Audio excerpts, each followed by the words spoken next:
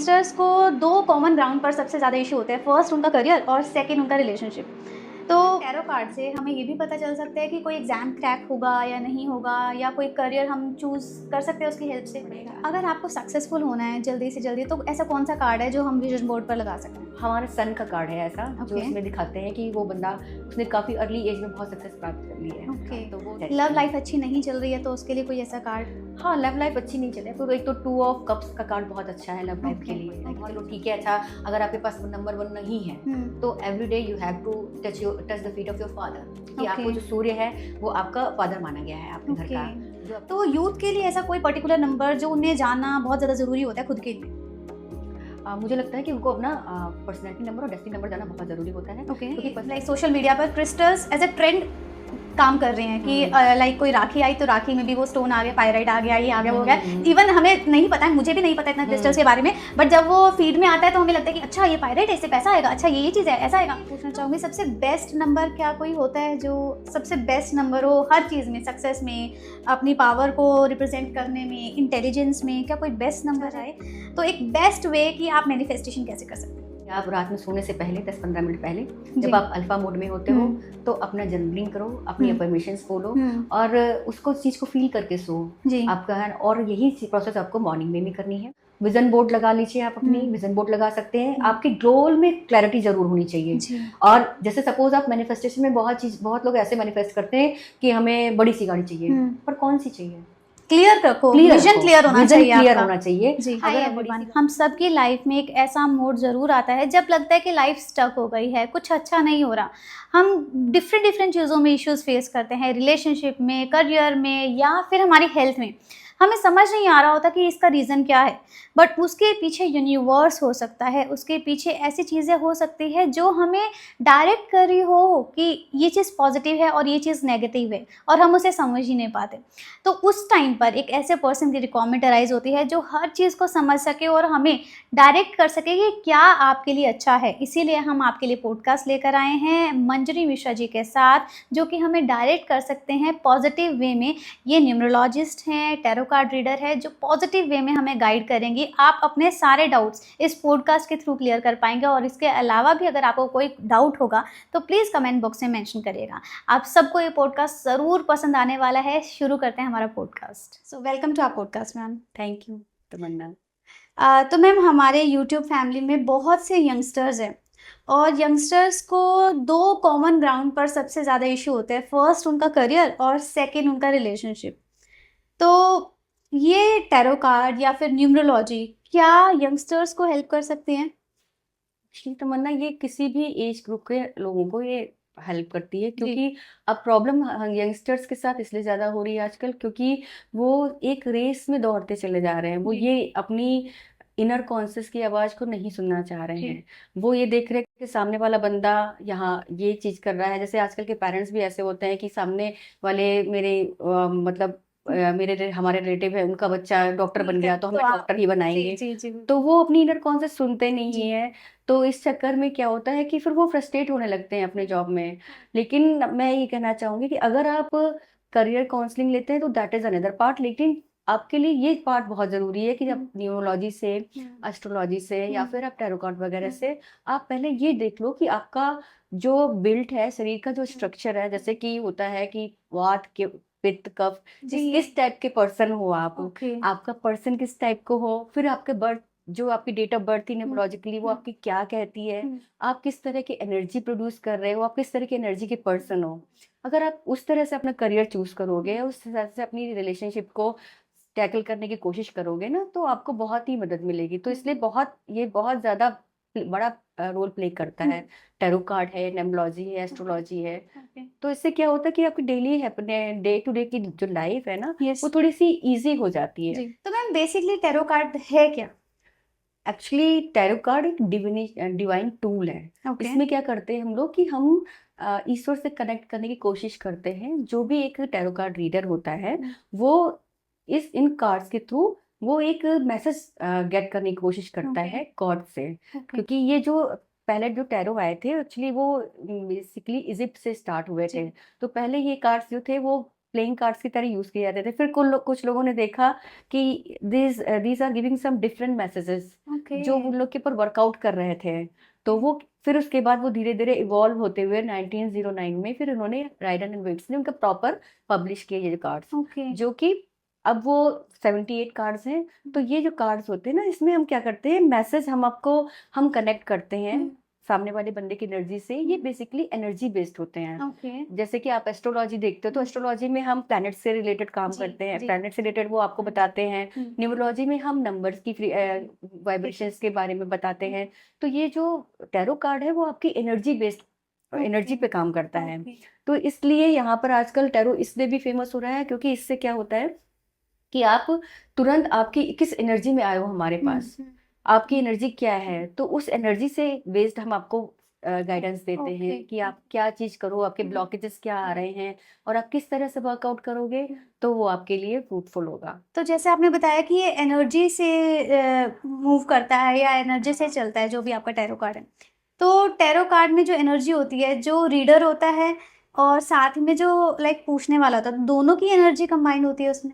हाँ ma'am, actually क्या होता है कि जब भी हम टैरो कार्ड की रीडिंग करते हैं तो सबसे पहले हम जब भी से सपोज हम अपने वर्क के लिए बैठते हैं, रीडिंग करने के लिए बैठते हैं, तो सबसे पहले हमें अपनी ग्राउंडिंग करनी पड़ती है। ग्राउंडिंग मीन्स ये होता है कि आप अपने आप को सेटल डाउन करो। आपकी जो आप ऐसा नहीं हो कि आप बहुत एक्साइटेड हो या आप बहुत लो में हो। अच्छा। तो क्या होता है कि सपोज अगर टैरो कार्ड रीडर भी बहुत ज्यादा एक्साइटेड होता है जी। तो उसकी एनर्जी भी फिर कार्ड में वो रिफ्लेक्ट कर देती है। तो सबसे पहले एक टैरो कार्ड रीडर को क्या होता है, सबसे पहले Calm टैरो mind कार्ड होना पड़ता रीडर है। को ग्राउंड करना पड़ता है अपने आप को। उसके बाद फिर वो हम क्या करते हैं, फिर जो भी क्लाइंट हमारा आता है, जी। तो सपोज अगर हमारा ऑफलाइन आता है क्लाइंट और ही या she is very much disturb on any point, ये जो भी क्लाइंट आता है हमें उसका भी थोड़ा सा देखना पड़ता है कि वो बंदा बहुत एक्साइटेड नहीं है, क्योंकि हम क्या करते हैं, हम उसकी एनर्जी से भी कनेक्ट करते हैं। अपने कार्ड्स को हम उससे पूछते हैं कि कार्ड पिक करो, है ना, कार्ड पिक करो। तो वो जो भी कार्ड पिक करता है वो उसकी एनर्जी के अकॉर्डिंग पिक करता है कार्ड। तो इसके अकॉर्डिंग फिर उसको हम जवाब देते हैं, क्योंकि बेसिकली टैरो कार्ड क्या होता है, this is a mirror of your subconscious mind. आपके सबकॉन्शियस माइंड में क्या चल रहा है ये उसका मिरर होता है बेसिकली। तो इससे पता चलता है कि जैसे सपोज आपने, अक्सर ऐसा होता है, जैसे हमारे पास कोई क्लाइंट आया, तो वो क्लाइंट आया है कि मैम मुझे बता दीजिए कि मेरा वो करियर कैसा चल रहा है, मुझे करियर में ग्रोथ नहीं मिल रही है। अब मैंने उसके कार्ड देखे, अब कार्ड तो उसके रिलेशनशिप के आ रहे हैं, उसके रिलेशनशिप डिस्टर्बेंस चल रही है, क्योंकि उसके बैक ऑफ द माइंड में रिलेशनशिप के लिए इश्यूज चल रहे हैं। तो हम उसको रिलेशनशिप का पहले बताएंगे कि भाई देखो आपका कुछ प्रॉब्लम्स चल रहे हैं क्या, क्योंकि कार्ड वो रिफ्लेक्ट करने लगते हैं। तभी ऐसा होता है कि कई बार हम पूछते क्या है और सामने वाला बोलता है कि क्या आपको इस चीज की भी प्रॉब्लम है। हाँ, दैट्स वाई। तो ये दिक्कत इसलिए होती है क्योंकि आपका, हमें पहले एनर्जी सेटल डाउन करनी पड़ती है। आपका क्वेश्चन एकदम एक्यूरेट होना चाहिए। जो भी क्वेश्चन आप पूछ रहे हो वो आपका ये भी नहीं हो कि आप क्वेश्चन तो कुछ पूछ रहे हो और आपके दिमाग में कुछ और ही चल रहा है, तो वो भी दिक्कत आती है। तो हम क्वेश्चन का आंसर तो दोनों देते हैं। हम पहले क्वेश्चन का फिर ये बोलेंगे कि भाई रिलेशनशिप का पहले इशू अपना थोड़ा सा सॉल्व कर लो, आपके रिलेशनशिप में ये चल रहा है, वो थोड़ा सा सेटिस्फाइड हो जाता है। उसके बाद फिर हम उसके करियर काउंसलिंग बताते हैं कि कैसे करियर में तुम्हारा क्या चीज, कहाँ ब्लॉकेज आ रहा है, कैसे ग्रोथ कर पाओगे। तो फिर इसके बाद हम ऐसा बताते हैं। तो जैसे पार्टनर हैं, हस्बैंड या वाइफ है, और उन दोनों के बीच में कुछ प्रॉब्लम चल रही है, तो अगर हस्बैंड जाता है पूछने के लिए, तो क्या उसमें कहीं ना कहीं फीमेल की एनर्जी भी अफेक्ट करती है? देखिए, अगर सपोज हस्बैंड अपनी वाइफ के लिए पूछने जा रहा है तो वो कनेक्टेड है उससे। तो अगर क्योंकि हम क्या करते हैं, जब भी हम टैरो कार्ड निकालते हैं तो सामने वाली जो भी सोल है उससे हम परमिशन लेते हैं कि भाई आप अगर मेरा क्वेश्चन पूछने आए हो आप मुझसे, तो because you are giving me permission, that's why I am asking, है ना। तो मैंने क्वेश्चन पूछा, लेकिन आपसे रिलेटेड आपके हस्बैंड है तो हम उनका तो देख लेते हैं, लेकिन आप कहो कि हस्बैंड से रिलेटेड कोई और बंदा है, उससे रिलेटेड हम क्वेश्चन का आंसर नहीं दे पाते हैं, क्योंकि वो डायरेक्टली रिलेटेड नहीं है आपसे, आपसे डायरेक्टली कॉन्टेक्टेड नहीं है, उस कनेक्शन में नहीं है, इसलिए हम उनसे नहीं ले सकते हैं। फिर हम वाला क्वेश्चन आपका नहीं ले पाएंगे, क्योंकि हमें सोल की परमिशन भी चाहिए होती है। आपने परमिट किया, अब आपसे रिलेटेड तो हम कोई भी आंसर को क्वेश्चन का आंसर दे देंगे, लेकिन वैसे नहीं दे पाएंगे कि आप पूछो कि थर्ड पर्सन है उसके बारे में हम क्वेश्चन का आंसर नहीं दे पाएंगे। तो कार्ड्स में जो बहुत पिक्चर्स होती हैं, नंबर्स में लिखा होता है या मेंशन किया होता है, तो वो क्या रिप्रेजेंट करता है? मैम एक्चुअली क्या होता है, टैरो कार्ड 5 चीजों पे वर्क करता है। ओके। जैसे पहला तो जैसे मैंने आपको पहले भी अभी डिस्कस हुआ था कि वह शकुन शास्त्र पे वर्क करता है। तो शकुन शास्त्र क्या होता है, वो नेचर के थ्रू आपको बताता है। ओके। जैसे आपने देखा होगा कई कई बार आपको यूनिवर्स इंडिकेशन देता है, कि जैसे इंडिकेशन देता है कि हाँ आप कोई भी वर्क करने जाते हो, कभी हो जाता है कि बहुत ज्यादा बारिश शुरू हो गई, चलो आप नहीं गए, हाँ। हो सकता है जी। कभी इंट्यूशन आ गया कि लग नहीं रहा है, मन कुछ अच्छा नहीं कर रहा अच्छा। जाने का। या कभी कभी आपने, मैं आपका यहाँ पे एक उदाहरण देना चाहूंगी, आपने पुरानी मूवीज अगर देखी होंगी, जी। तो पुरानी मूवीज में आपने देखा होगा कि हीरो जा रहा है, हीरो की माँ बीमार पड़ी हुई है, हीरो मंदिर जा रहा है पूजा करने, उसके बाद देखा है मूर्ति से एक फूल फूल गिर गिर गया गया। टपक के। जी। जी। तो दिस हाँ, this type of science. Sciences है। ये क्या होता है कि आपको नेचर के थ्रू इंडिकेट करता है, यूनिवर्स आपको मैसेज ओके। देता है, आप यूनिवर्स के बच्चे हो, वो आपको मैसेज देता रहता है कदम कदम। अब ये सुनना ना सुनना आपके ऊपर है, वो कैसे सुनते हो। पहले तो इस पे वर्क करता है। दूसरा वो वर्क करता है न्यूमरोलॉजी पे, जरूर वर्क करता है। इसमें हर कार्ड के ऊपर नंबर लिखे होते हैं, हर नंबर की एक वाइब्रेशन होती है, तो उसके हिसाब से ये वर्क करता है। कौन सा बंदा आया है तो किस नंबर का कार्ड निकला है तो वो ओके। क्या बताएगा। ओके। तीसरा, ये कलर सिंबोलॉजी पे वर्क करता है। जैसे सपोज कभी कभी बंदा कोई आया तो उसके साथ अच्छा होने वाला है, सब कुछ ब्राइट ब्राइट आएगा, पॉजिटिव कार्ड्स आ रहे हैं, तो ये कलर सिंबोलॉजी पे वर्क करता है। फिर पिक्चर्स पे वर्क करता है। उसमें पिक्चर्स दिखी हुई है, कुछ ऐसी पिक्चर्स है जिसमें कि आप वो बंदी जो भी जो जैसे कि एम्प्रेस का कार्ड है, तो वो उसमें वो बहुत ही लेविशली बैठी हुई है, बहुत ही डेकोरेटिव उसने कपड़े पहने हुए हैं, तो वो फिगर से हम गेट कर लेते हैं कि सामने वाला बंदा किस टाइप का होगा, ओके। या उसे उसकी लाइकिंग्स क्या होंगी, वो किस तरह की सोसाइटी या स्टेटस को बिलोंग करता है, हम ये भी बता सकते हैं। और और उसके बाद सबसे इम्पोर्टेंट आता है इंट्यूशन। आपका इंट्यूशन बहुत जरूरी है। उसके लिए आपको वर्कआउट, अपनी इंट्यूशन की जो भी स्किल है वो शार्पन करनी ही पड़ेगी। नहीं तो कभी कभी आपने देखा होगा कि एक ही क्वेश्चन का आंसर एक टैरो कार्ड रीडर दूसरा देगा, एक दूसरा टैरो कार्ड रीडर दूसरा देगा। ही होता है, मैंने खुद देखा है ये चीज की। एक ही क्वेश्चन सामने वाला पर्सन कुछ और बता रहा है, किसी और के पास गए हैं तो उसने कुछ और बताया है। हाँ, तो ये एक्चुअली प्योरली प्योरली डिपेंड करता है कि आप कितनी हाईली स्पिरिचुअली अवेकन हो, है ना। दूसरी बात ये कि आपका पर्सपेक्टिव भी मैटर करता है। कोई किसी पर्सपेक्टिव से उस कार्ड को देख रहा है, मैं ये नहीं बोलूंगी कि वो गलत है, दोनों में से कोई भी जी। गलत है ना। जी। लेकिन उस समय आपका एनर्जी कनेक्शन, या उस समय वाइब्स। आपके वाइब से, जैसे सपोज आप मेरे पास आए हो, आप मेरे साथ कनेक्ट हो गए हो, है ना। लेकिन सेकंड वाला बंदा कोई टैरो कार्ड रीडर है, आपका कनेक्शन उससे नहीं बन पाया, तो आपकी एनर्जी मैं अच्छे से पकड़ पाऊंगी कि आप किस समय क्या चाह रहे हैं, नहीं चाह रहे हैं। उससे आपका कनेक्शन नहीं बटा तो हो सकता है उसका आंसर गलत हो, मेरा भी गलत हो सकता है। इट्स नॉट कि नहीं मैं ही सही होंगी हमेशा, लेकिन इट कैन हैपन। तो मैम ऐसा भी होता है कि अगर आप किसी पर्सन से मिले हो, सपोज मैं मुझसे जैसे मिले हो आप, तो मिलने के बाद आपको थोड़ी देर बाद ही पता चल रहा है कि एक सामने वाले पर्सन की एनर्जी कैसी है, पॉजिटिव है या नेगेटिव है।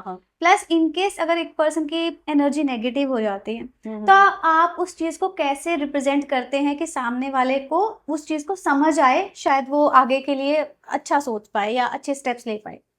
मैम जैसे उसमें निकल के आ जाता है कि बंदा, सामने वाला बंदा आ रहा है तो किस माइंडसेट में इस समय है वो।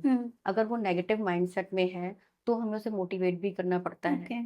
हमें उसे मोटिवेट भी करना पड़ता है कि उसमें हमें दिखाने पड़ते हैं कि तुम्हारे ब्लॉकेजेस क्या आ रहे हैं।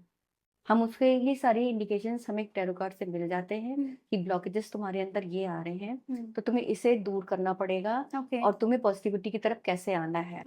तो we have to guide that. तो इसके लिए हम सारी चीजें यूज कर लेते हैं। उसके लिए न्यूमरोलॉजी भी, कलर सिंबोलॉजी भी, उसके लिए एस्ट्रोलॉजी भी बहुत वर्क करती है टैरो कार्ड में। और अगर जितनी सारी साइंसेस, एक्चुअली जितनी भी ये साइंसेस हैं, चाहे एस्ट्रोलॉजी है, न्यूमरोलॉजी है, ये सारी चीजें एक दूसरे की कॉम्प्लीमेंट्री हैं।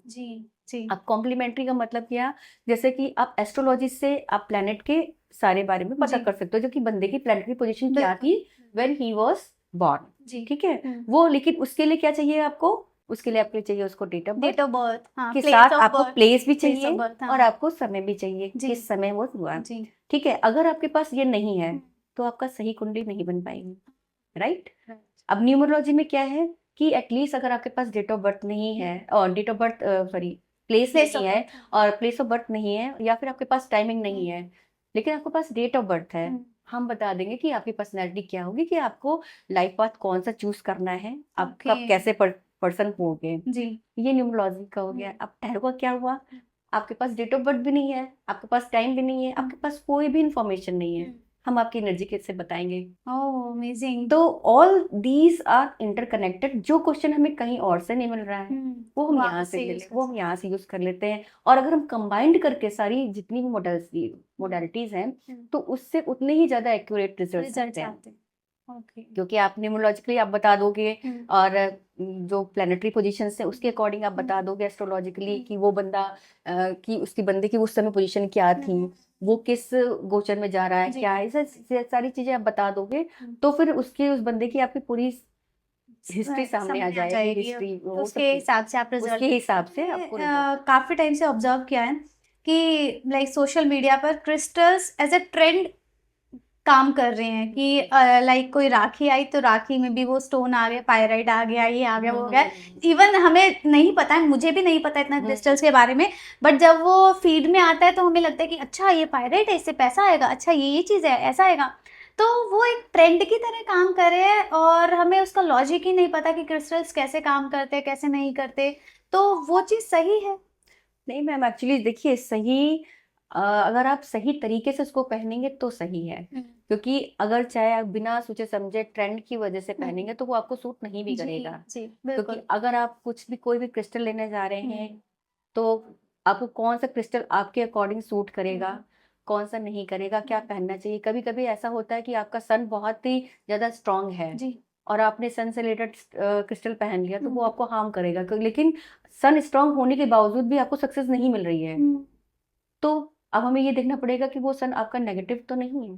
ऐसा भी होता है? ऐसा भी होता है पॉजिटिव नेगेटिव। क्योंकि अगर आपके पास आपकी न्यूमरोलॉजी की चार्ट में बहुत सारे वन आ गए तो हम कहते हैं कि अब उसको आपके अंदर सन की जो पॉजिटिव वाली जो ट्रेट्स हैं वो कम आएंगे, वो नहीं आएंगे, आपके पास नेगेटिव ट्रेट्स आने लगेंगे। जैसे कि आपके अंदर सन का एक और है ना कि उसके अंदर बहुत ज्यादा वो फायर है, फायर मतलब फायर है ना, बहुत गर्म है तो आपके अंदर गुस्सा ज्यादा आएगा, आपके अंदर डोमिनेंस ज्यादा बढ़ जाएगा। अगर डोमिनेंस बढ़ गया तो वो आपके लिए दिक्कत होगी, फिर आप किसी के साथ काम नहीं कर पाओगे। तो इसीलिए कोई भी स्टोन है, कोई भी क्रिस्टल है और कोई भी, जैसे हम लोग ऐसे बताते हैं, कोई भी न्यूमरोलॉजिकली के जो भी रेमेडीज वगैरह भी बताते हैं ना, तो उसमें हम लोग को ये देखना पड़ता है कि सामने वाले बंदे को क्या सूट करेगा। अगर आप ट्रेंड के अकॉर्डिंग पहन रहे हो या फिर फैशन के लिए पहन रहे हो, दैट्स अनदर थिंग, लेकिन वो आपको सूट करेगा नहीं करेगा, आपके लिए कितना एप्लीकेबल है, आपकी कॉलिंग वो थी भी नहीं थी कि आपने देखा देखी पहन लिया, कैसा पहन लिया, ये बहुत मैटर करता है। तो मैम टैरो कार्ड से हमें ये भी पता चल सकता है कि कोई एग्जाम क्रैक होगा या नहीं होगा, या कोई करियर हम चूज कर सकते हैं उसकी हेल्प से? देखिए ये तो पता चल जाता है कि टैरो कार्ड से कि हमारा कोई एग्जाम क्रैक होगा या नहीं होगा। वो हम एक्चुअली न्यूमरोलॉजिकली देख कर भी बताते हैं और उसकी एनर्जी से, लेकिन हम उसको गाइड करते हैं, हम प्रिडिक्ट नहीं करते हैं। क्योंकि अगर हम प्रिडिक्ट करते हैं तो सामने वाला बंदा जो भी है, हमारा क्लाइंट पूछने आया है तो वो बहुत ही अश्योर्ड हो जाता है कि अब तो एग्जाम हो ही जाएगा, तो फिर वो हम लोग उसको हम लोग सिर्फ गाइडेंस ये दिखाते हैं कि आपकी पॉसिबिलिटी है, अगर आप एफर्ट्स डालोगे तो वो क्रैक हो जाएगा। क्योंकि हमने न्यूमरोलॉजिकली भी देख लिया कि उसके जो भी दशा वगैरह आ रही है, एस्ट्रोलॉजिकली न्यूमरोलॉजिकली देख लिया हमने, उसकी एनर्जी भी देख ली कि हाँ right now he is in correct energy, अभी है उसकी एनर्जी, वो एफर्ट्स कर रहा है, अभी तो वो है इस चीज में। लेकिन अगर हमारे बताने के बाद ये भी हो सकता है उस बंदे का माइंडसेट थोड़ा सी हो जाए कि अब तो हो ही जाएगा, हमें कोई जरूरत नहीं करने के लिए, तो हम लोग कभी भी प्रेडिक्ट नहीं इस तरह से करते हैं कि हाँ आपका एग्जाम हो जाएगा। हम लोग एक पॉसिबिलिटी ही करते हैं, हम सिर्फ उसे गाइड करते हैं कि देखिए अगर आप एफर्ट्स करोगे तो जरूर हो जाएगा डिफरेंट। और करियर पाथ चूज करने के लिए भी हमें ये न्यूमरोलॉजी बहुत वो करती है, बहुत हेल्प करती है। क्योंकि हम जब भी टैरो कार्ड करते हैं साथ में न्यूमरोलॉजी को ऐड कर देते तो ये बहुत ब्यूटीफुली हम उसको आंसर कर पाते हैं। तो उसमें क्या होता है कि हम नंबर्स के अकॉर्डिंग, उसका जो डेट ऑफ बर्थ हम लेते हैं उसके अकॉर्डिंग हम ये देखते हैं कि वो बंदा, उसका पर्सनैलिटी टाइप क्या होगा, उसका डेस्टिनी क्या है, वो किस नंबर से रूल कर रहा है, या फिर उसका जो लाइफ पाथ नंबर है वो क्या है। तो उसके अकॉर्डिंग अगर वो लाइफ पाथ नंबर के अकॉर्डिंग अगर अपनी डेस्टिनी चूज करता है तो फिर उसके सक्सेस के चांसेस बहुत बढ़ जाते हैं। तो हम क्या करते हैं कि उसमें एक तो उसका देखते हैं पर्सनैलिटी नंबर, वो किस टाइप का पर्सन है, और आगे जाके वो किस टाइप के वर्क में ग्रोथ जी मिलेगी। जी जी तो जी इस तरह से हम उसको गाइड कर देते हैं। और अगर सपोज डेस्टिनी के भी जो भी उसके पास उसका फील्ड निकल कर आया है, जैसे सपोज हम यही कहें कि अगर उसका फील्ड निकल के आया है कि उसको जो जैसे सिक्योरिटी वगैरह है इस टाइप में आया, या फिर कोई स्ट्रेंथ वाला वर्क है, जैसे कि 9 नंबर आया है, अगर हम जी इसका अगर एग्जाम्पल लें तो 9 नंबर वालों में बहुत एनर्जी होती है। जी तो नहीं, ऐसे लोगों को हम लोग सोचते हैं, ऐसे लोगों के फौज में बहुत अच्छे रहते हैं, नेवी वगैरह में बहुत अच्छा वर्कआउट कर जी पाएंगे, क्योंकि उनकी एनर्जी बहुत अच्छी होती है, बिल्कुल बहुत ज़्यादा होती है एनर्जी। जी तो हम उनको ये सजेस्ट करते हैं कि आपको एनर्जी वाला टाइप का वर्क यू चूज़ करना चाहिए। आप सेना में जा सकते हो। जी फिर वो ये अगर ये पूछते हैं हमसे कि हम सेना में तो चले जाएंगे, चलो हमारा इंटरेस्ट, लेकिन हमारा इंटरेस्ट, हम मेरे पास 3 ऑप्शन है, हम किस में जाएं, तो हम वो उसके हिसाब से फिर चूज़ करके देख लेते हैं कि आपको किधर वाले। फिर हम पर्सनैलिटी टाइप भी देख लेते हैं, फिर हम ये भी देख लेते हैं टैरो से कि हाँ, टैरो मुझे गाइड कर दो कि भाई इसको कौन सी चीज़ ज़्यादा सूट करेगी, उनमें से कौन सा फील्ड में ज़्यादा चॉइसेस है। तो चॉइसेस के लिए बहुत अच्छा रहता है टैरो कार्ड। हाँ, कि तो जब भी हमें चॉइसेस में हम लाइक कंफ्यूज हो तो हम टैरो कार्ड से लाइक गाइडेंस ले सकते हैं, गाइडेंस चॉइसेस से ले सकते हैं। जी यस नो के आंसर बहुत अच्छे आते हैं टैरो कार्ड में कि जी हाँ भाई ये काम अभी करना चाहिए, या नहीं करना चाहिए, आपकी एनर्जी उस समय परमिट कर रही, नहीं कर रही है। हो सकता है आप बहुत डिप्रेस हो, या कभी कभी ऐसा भी होता है कि सामने वाले, हम सबसे ज़्यादा टैरो कार्ड में रिलेशनशिप के इशूज बहुत ज़्यादा आते हैं, है ना। तो वो रिलेशनशिप में सबसे ज़्यादा ये आता है कि सामने वाला बंदा जो भी है आपके लिए पार्टनर, वो सही है या नहीं है। तो इसमें बहुत हमें वो देखना पड़ता है कि हमें इसमें एनर्जी बहुत मैटर करती है। कि कभी कभी ऐसा होता है कि सामने वाला बंदा है बहुत अच्छा और वो आपके लिए नहीं सोच रहा है, तो वो हम कैसे पता लगाएंगे? क्योंकि हमने नंबर्स तो देख लिए, न्यूमरोलॉजिकली उसके नंबर देख लिए कि हाँ, ही इज़ अ जेन्युइन गाय और she is a genuine girl, वो तो हमने देख लिया। लेकिन उसकी एनर्जी आपकी तरफ वाइब्रेट हो रही है, आपके लिए उसकी फीलिंग्स हैं या नहीं है, ये हम टैरो कार्ड से पता करते हैं। हाँ, क्योंकि जैसे हमारे न्यूमरोलॉजी में भी बहुत सारे ऐसे नंबर्स होते हैं जो बहुत माने जाते हैं कि बहुत अच्छे नंबर हैं। तो वो पर्सन, हम ये सोचते हैं कि ये पर्सन बहुत ही सीधे अच्छे होंगे, बाई नेचर बहुत अच्छा होगा, वो किसी गलत एक्टिविटी में, जैसे नंबर 3 बहुत अच्छा नंबर माना जाता है कि ये कभी भी गलत काम में नहीं जाते आगे। लेकिन वो 3 नंबर वाला बंदा नहीं गलत करेगा आपके साथ, लेकिन वो आपके बारे में सोच रहा भी है। हमें ये तो पता करना पड़ेगा ना कि वो आपके बारे में सोच रहा है, नहीं सोच रहा। आप तो उसके बारे में सोच रहे हो, लेकिन वो सोच रहा है, नहीं सोच रहा है। तो इसके लिए फिर हमें टैरो बहुत हेल्प करती है। तो मैम एग्जाम के रिलेटेड तो हमें डाउट क्लियर हो गया। नेक्स्ट मैं ये पूछना चाहूँगी कि अगर एक पर्सन को मैनिफेस्टेशन करना हो तो मैनिफेस्टेशन कैसे कर सकते हैं? लाइक अभी बहुत ज़्यादा लोग सुनते हैं मैनिफेस्टेशन के बारे में, बट उन्हें नहीं पता होता कि मैनिफेस्टेशन कैसे कर सकते हैं। वो थोड़े दिन एक चीज़ के ऊपर फोकस करते हैं और फिर क्विट कर देते हैं उसको। तो मैनिफेस्टेशन क्या है, कैसे परफॉर्म किया जाता है, या टैरो कार्ड उसमें क्या रोल प्ले करते हैं? देखिए, मैनिफेस्टेशन बेसिकली वही है कि आप अपना जो भी आप अपनी दिल से इच्छा है वो आप पूरा करना चाहते हो। लेकिन वहाँ पर ये है कि मैनिफेस्टेशन के जितने भी जो भी लॉज हैं वो आपको ज़रूर उसको फॉलो करने पड़ेंगे। उसके लिए मैनिफेस्टेशन कैसे किया जाता है, उसमें ये है कि अगर सबसे अच्छा तरीका तो ये है कि जो भी मैनिफेस्टेशन आप करना चाहते हो उसकी आप जर्नलिंग करो every day. You have to do journaling. उसके लिए आप ये कर सकते हो कि आपको वो मैसेज, बेसिकली कोई भी चीज़ हमको मैनिफेस्ट करनी है तो वो हमें पूरी जगह स्प्रेड करनी पड़ती है यूनिवर्स में, ताकि यूनिवर्स वो सारी चीज़ें हमें अट्रैक्ट करके दे, वो हमारे लिए वैसे रास्ते बनाए। तो इसके लिए हमें क्या करना पड़ेगा? उसके लिए हम रात में उसको, अब सोने से थोड़ी सी देर पहले, 15-20 मिनट पहले, जब हम अल्फा मोड में होते हैं तब हमें मैनिफेस्टेशन की अफर्मेशंस लिखनी चाहिए। हमें उसके बारे में सोचना चाहिए, हमें अपने विजन बोर्ड जो बनाया है उसको देखना चाहिए, और हमें ये सोचना चाहिए कि ये चीज़ हमें पूरी मिल चुकी है, ये हमें मिल चुकी है।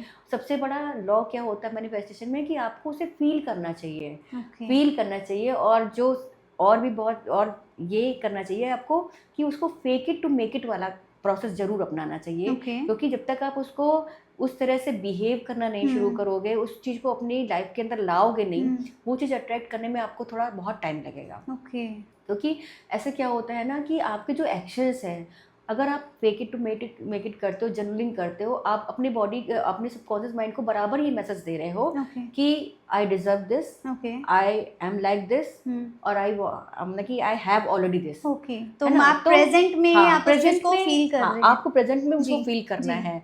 तो फिर यूनिवर्स को भी लगता है कि इसको तो फील हो रहा है, ये तो ये फील कर रहा है, तो मुझे इसको कहीं ना कहीं से प्रोवाइड ला कर कराना देना पड़ेगा, होगा। कराना जी, पड़ेगा। जी। ये प्रोसेस आपको रात में भी करनी है, ये प्रोसेस आपको सुबह भी करनी है। ओके। सुबह के जो 15 मिनट्स होते हैं आफ्टर गेटिंग वेकिंग अप, बहुत इंपॉर्टेंट होते हैं। उस समय भी आप ये कर सकते हो। आप अपना मैनिफेस्टेशन बोर्ड अपने बेड के सामने लगाइए, उसमें अपनी पिक्चर जरूर लगाइए, विजन बोर्ड विजन बोर्ड पे पिक्चर ओके। जरूर लगाइए, ये दिखाते हुए कि वो जो भी काम आपको पसंद है आप वही उसी वाले कॉस्ट्यूम में हो आप और वही वाला काम कर रहे हो। या फिर आपने कोई घर आपने सोचा है मैनिफेस्ट करने का, तो उस पर्टिकुलर घर की फोटो लगाइए, जो भी गाड़ी है उसकी फोटो लगाइए। वो आपके सबकॉन्शियस माइंड में बराबर जाते रहना चाहिए एंड वो आपके अंदर फीलिंग है। आप जितना प्यार किसी चीज को दोगे उतनी जल्दी आपको अट्रैक्ट हो जाएगी। अब इसके लिए मैं एक उदाहरण बताना चाहूंगी, क्योंकि ये बहुत छोटी सी चीज है। कभी कभी ऐसा होता है कि आप अननोइंगली भी मैनिफेस्ट कर लेते हो कोई चीज़। मेरे साथ ऐसे इंसिडेंट हुआ था बीइंग अ गर्ल। मैं जब अपनी कॉलेज वगैरह में थी तो मेरी एक सिस्टर ने मेरे एक सूट लिया बहुत सुंदर सा। बस मैंने सिर्फ उससे कहा वाओ कितना प्यारा सूट लिया है। मैंने उसको इतनी ज़्यादा पॉजिटिव एनर्जी दी, इतना ज़्यादा वो मुझे प्यारा लगा कि मैंने उसको दिल से इतना प्यार दिया कि थोड़े दिनों बाद उसने मुझे कहा कि ये सूट दीदी मेरे को अब नहीं आ रहा है, तुम रख लो। और that was a very simple thing. बहुत छोटी छोटी चीजें हैं, लेकिन हम छोटी छोटी चीजें भी मैनिफेस्ट कर सकते हैं जी। हमको बस क्या करना है, उसकी एनर्जी से अलाइन करना है, उसे उतना प्यार देना है कि उसे लगे कि नहीं मैं तो इसी के लिए बनाऊंगा। मतलब इट्स ऑल अबाउट एनर्जी और कनेक्शन, कि आप कितना ज्यादा उससे कनेक्ट होते हैं और अपनी बॉडी को वैसा ही मैसेज दे रहे हैं, तभी मैनिफेस्टेशन का तभी वो काम करेगा जब आप फील कर रहे हो उस चीज को। आप फील करोगे तो एक्शन कर ले पाओगे उसके लिए, क्योंकि अगर फील ही नहीं कर पाओगे तो एक्शन कैसे लोगे आप? क्योंकि आपकी बॉडी भी तभी एक्साइट होती है। जैसे सपोज आपको कुछ दर्द होता है, सर में दर्द हुआ, आप ऑटोमेटिकली आपका हाथ पहुंच जाता है, हाथ पहुंच जाता है, नहीं पहुंचता है। तो वैसे ही ये भी वर्कआउट करता है कि आपको फील हुआ तो ठीक है, आपने उसी तरफ से एक्शन लिया, ठीक है मुझे इतना फील हो रहा है, कितना अच्छा फीलिंग हो रही है कि मैं लंबरगिनी में बैठी हुई हूँ, इतना अच्छा फीलिंग हो रही है। तो अब इसके लिए करना क्या है? I need that Lamborghini। तो उसके लिए क्या करना है मुझे? तो फिर उसके लिए उस तरह से वर्कआउट करता है। फिर उसके बाद एक और टेक्निक है जिससे कि जो बहुत वर्कआउट करती है, जिसको कि हम लोग वाटर बॉटल टेक्निक भी कहते हैं, वाटर टेक्निक भी कहते हैं। तो उसमें क्या होता है कि आप जो भी आपको चाहिए आप पानी को बता भी सकते हो, उस पर चिट भी चिपका सकते हो पानी पर, कि वो चार्ज हो जाता है पानी। आपने रात में बॉटल रखी अपनी, उसमें चिपका दी कि हाँ मुझे ये चाहिए, या फिर I am healthy wealthy prosperous, आपने ये लिख दिया।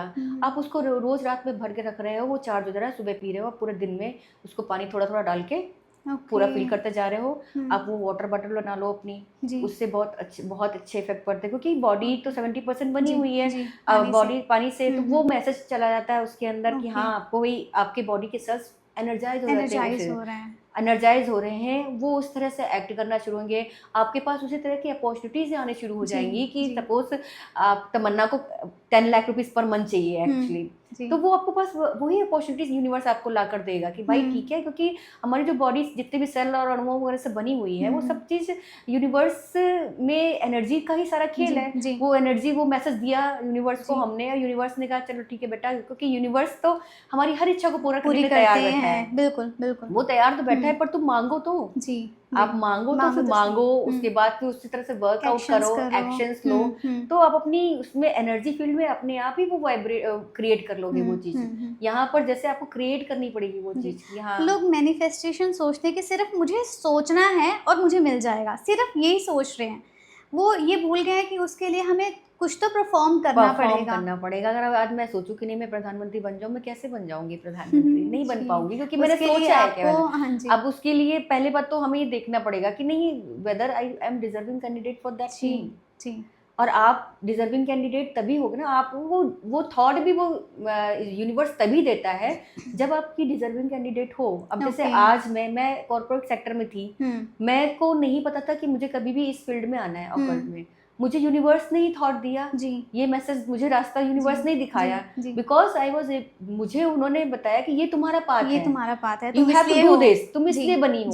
मेरे लिए मेरे दिमाग में यही थॉट आया ना कि अब ये करते हैं। मैंने स्विच किया कॉर्पोरेट सेक्टर से ऑकल्ट साइंस में क्यों किया? क्योंकि मैं डिजर्विंग कैंडिडेट हूँ। इस फील्ड के यूनिवर्स ने मुझे चूज किया है, जी। टैरो कार्ड ने मुझे चूज किया जी। है कि I should perform in this. मुझे लोगों की भलाई करनी है, लोगों के साथ लोगों का जो भी प्रॉब्लम्स में आ रहे हैं उनकी प्रॉब्लम्स उसको को sort सॉल्व out करना है, करना सॉर्ट आउट करना है, जी। क्योंकि मैं साइकोलॉजी की स्टूडेंट स्टार्टिंग से रही हूँ, पर मैंने ओके। कभी भी साइकोलॉजी पर ध्यान नहीं दिया। जी।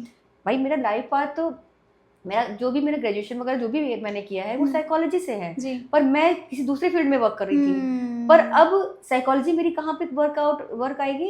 क्योंकि हम जब भी कोई क्लाइंट आएगा तो उसको हमें साइकोलॉजिकली ही डील करना पड़ता जी, है, बिल्कुल। हमें उसे काउंसिल भी करना पड़ता है, कंसल्ट भी करना पड़ता है, उसे हमें सांत्वना भी देनी पड़ती है, उसे मोटिवेट भी जी, करना पड़ता जी। है, क्योंकि हमारे पास कोई भी क्लाइंट आएगा तो हम उसको डिमोटिवेट नहीं नहीं ले कर सकते सकते। हैं। ना हम उसको डिमोटिवेट कर सकते हैं, ना उस और हमारी उसको हमें प्रॉब्लम भी सॉल्व करनी है तो हमें इसके दुख को सुनना भी पड़ता पड़ेगा, है, बिल्कुल। सुनना भी पड़ता है। Some time I used to feel like, पहले मैं बहुत सोचती थी कि मैं डस्टबिन की तरह तो नहीं हूँ कि जो भी लोग आते हैं मैं बोल के बहुत चले अच्छे से जाते सुनते हैं। बोल के सुने, लेकिन वो उनके अपना जो भी था उनका दुख रिलीज करने का तरीका था उनका। जी, जी, जी। ऑल्दो तब मुझे प्रोटेक्शन वगैरह की टेक्निक नहीं आती नहीं थी आती कि थी। मुझे वो इफेक्ट ना करे। हुँ, हुँ, हुँ, हुँ, हुँ।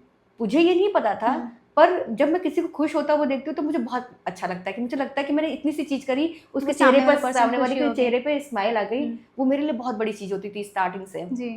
तो ये बहुत वर्कआउट करता है हुँ। कि आपका थॉट भी वही आएगा आपके दिमाग में जो जो आप डेस कर सकते जी, हो। जी, जी। आपको यूनिवर्स मैसेज, मैंने बोला था ना, यूनिवर्स आपको हर जगह से मैसेज देता है। हुँ।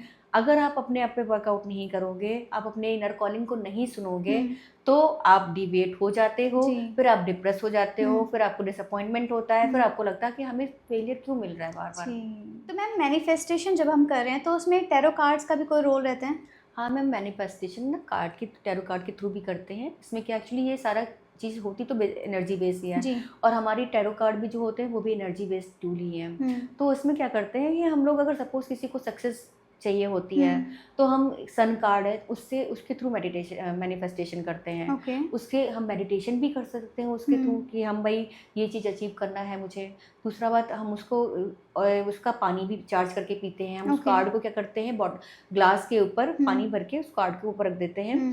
जिससे वो पानी चार्ज हो जाता तो है। ग्लास वो काँच का या नॉर्मल ग्लास हमेशा कांच का होना चाहिए, ओके। चाहे बॉटल हो वो भी कांच की होनी ओके। चाहिए, क्योंकि वो रिफ्लेक्ट करती है। जी, ओके। जो भी आपने लिखा है वो रिफ्लेक्ट करेगा, जो रिफ्लेक्ट होगा। जी, रिफ्लेक्ट होगा जी। वो, कि बाकी में तो वो अंदर रिफ्लेक्शन नहीं नहीं आएगा, आएगा। नहीं हुँ, आएगा ना। हुँ, तो हुँ, वो हुँ। सिर्फ एक ये वो मे बी पॉसिबल वर्क करता हो, जी। That I don't know about it, but लेकिन वो रिफ्लेक्शन चाहिए जी, आपको उसका। जी, जी। तो पानी में ये होता है। फिर उसी पर्टिकुलर कार्ड को लेकर पहले क्या करना है आपको, कि आपको पहले उन कार्ड को चूज करना है जो कि आपका गोल ओके। है ना। आपका गोल अगर है कि आपको शादी करनी है और हुँ। आपको घर बसाना है, हुँ। तो उसमें 4 ऑफ वॉन्ड्स एक कार्ड है कि हुँ। जो कि दिखा रहे हैं कि बहुत अच्छा घर बना हुआ है और आप एक कपल ओके। है ना। तो वो ओके। आप उससे मैनिफेस्ट हुँ। करोगे, तो हुँ। उसका पानी भी पियो, हुँ। आप उसको वो विजन बोर्ड पे विज़न लगा बोर्ड के पर। रखो, जी। उसकी बड़ी सी फोटो निकाल लो, हुँ। कलर्ड फोटो होनी चाहिए, मतलब ओके। कि आपको रियल लगे, रियल लगे। रियल जी, लगे। जी। फिर आप उसको इमेजिन करो अपने हुँ। आप को कि वहाँ पे आप खड़े हो या आपका हुँ। पार्टनर खड़ा हुआ हुँ। है,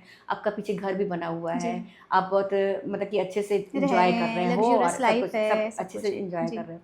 तो उस तरह से कार्ड अपने पिलो के नीचे भी आप कार्ड रोज रात में रख के सोते हो। Okay, okay. जैसे कि आपने सुना भी होगा, आप क्रिस्टल भी हैं जी। और वो भी है, सब कार्ड्स भी है, आप पिलो के नीचे रख के सो, तो हुँ। सबकॉन्शियस माइंड में वो मैसेज देता रहता है जाके। ओके। तो आप सबकॉन्शियस माइंड को ट्रेन करते रहते हो हुँ। हुँ। बराबर।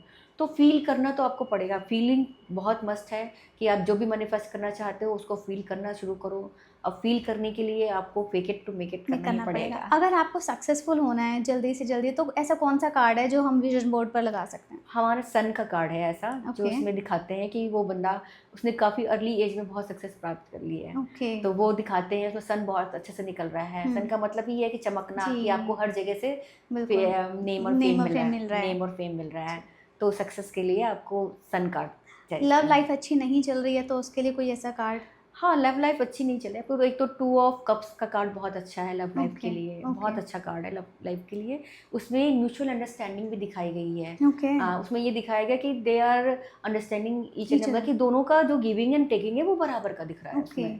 ठीक तो है। अगर आपको रिलेशनशिप ऐसी चाहिए या फिर आपको सोलमेट वाला कार्ड, लवर्स का कार्ड जी। है, तो वो भी आप ले सकते हो अपना मैनिफेस्ट करने जी, के लिए। जी। आपको लव लाइफ अपनी वो करनी, अचीव इम्प्रूव करने के करनी हो। लिए। जी। और इमोशनली आपको अगर बैलेंस आउट करना है, अपने रिलेशनशिप रिलेशनशिप बहुत अच्छे रखने हैं सबसे इन जनरल, तो उसमें 9 ऑफ कप्स भी आता है, एक ऐसा कार्ड है ओके जिसमें कि वो दिखाता है कि मेरे जो रिलेशनशिप है वो मेरी एक प्राउड है उसके लिए, वो उसके लिए प्राउड बना हुआ है कि मैंने देखो सबको अपने मतलब कि सारे रिलेशनशिप में, ये नहीं कि मेरे पास सक्सेस ही नहीं है केवल, जी जी मेरे जी पास सारे रिलेशनशिप रिलेशनशिप भी भी है, है। सारे रिलेशनशिप भी मेरे पास हैं। तो ऐसे आपको मतलब कि आपको खुद सेलेक्ट करना पड़ेगा कि आपका पहले तो आपका माइंड में क्लैरिटी होनी चाहिए कि आपका गोल क्या है, आपका रिलेशनशिप गोल है कि करियर गोल है क्या, और एक बार में एक मैनिफेस्टेशन करो तो ज़्यादा अच्छा रहता है, ओके क्योंकि आप फोकस इससे डिवाइड नहीं होना आपका चाहिए फोकस आपका। डिवाइड नहीं होगा जी ऐसे, जी जी है ना।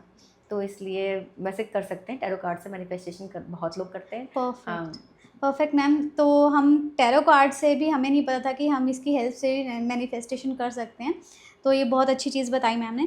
प्लस मैं एक ये जर्नल क्वेश्चन पूछना चाहूँगी, यंगस्टर्स दो चीज़ों में बहुत ज़्यादा प्रॉब्लम फेस करते हैं, एक उनका करियर और एक उनका लव लाइफ। तो लव लाइफ के लिए आप यंगस्टर्स को या फिर किसी मैरिड कपल को क्या एडवाइस देते हैं, या फिर क्या चीज़ों का उनको फोकस करना चाहिए?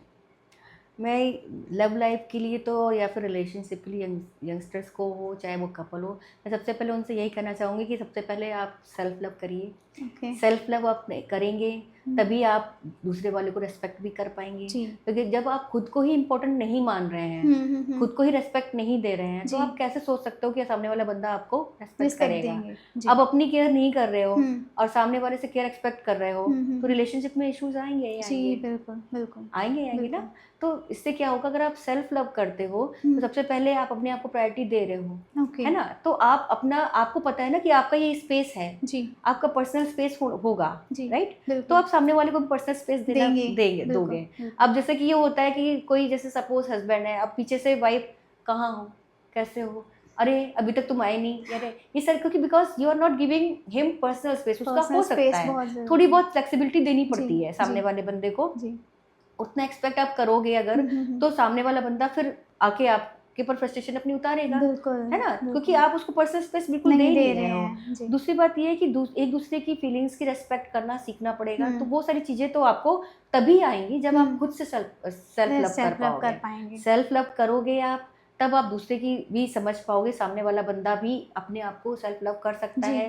फिर एक बात ये भी होती है, जब आप खुद ही प्यार से भरे रहते हो ना, जी तो फिर सामने वाला खुद ही, आप वही चीज़ अट्रैक्ट करते हो। जी अब आप खुद ही, सपोज आपने देखा हो किसी का बचपन अगर बहुत ही खराब बीता हो, उसकी बचपन में बहुत ज़्यादा उसको मतलब कि जैसे कभी कभी होता है कि 3-4 भाई बहन होते हैं, तो एक को बहुत डिग्रेड कर जाता है, तू ये भी नहीं कर पाता, तू जी वो भी नहीं कर जी पाता है, ही और she will not be able to grow, मतलब कि ओके सक्सेस नहीं उसको मिल पाएगी। क्यों? क्योंकि उसके दिमाग अनटिल एंड अनलेस की पर्सनैलिटी बहुत स्ट्रांग नहीं, उसने एकदम से अपने आप को 360 डिग्री चेंज ना किया हो।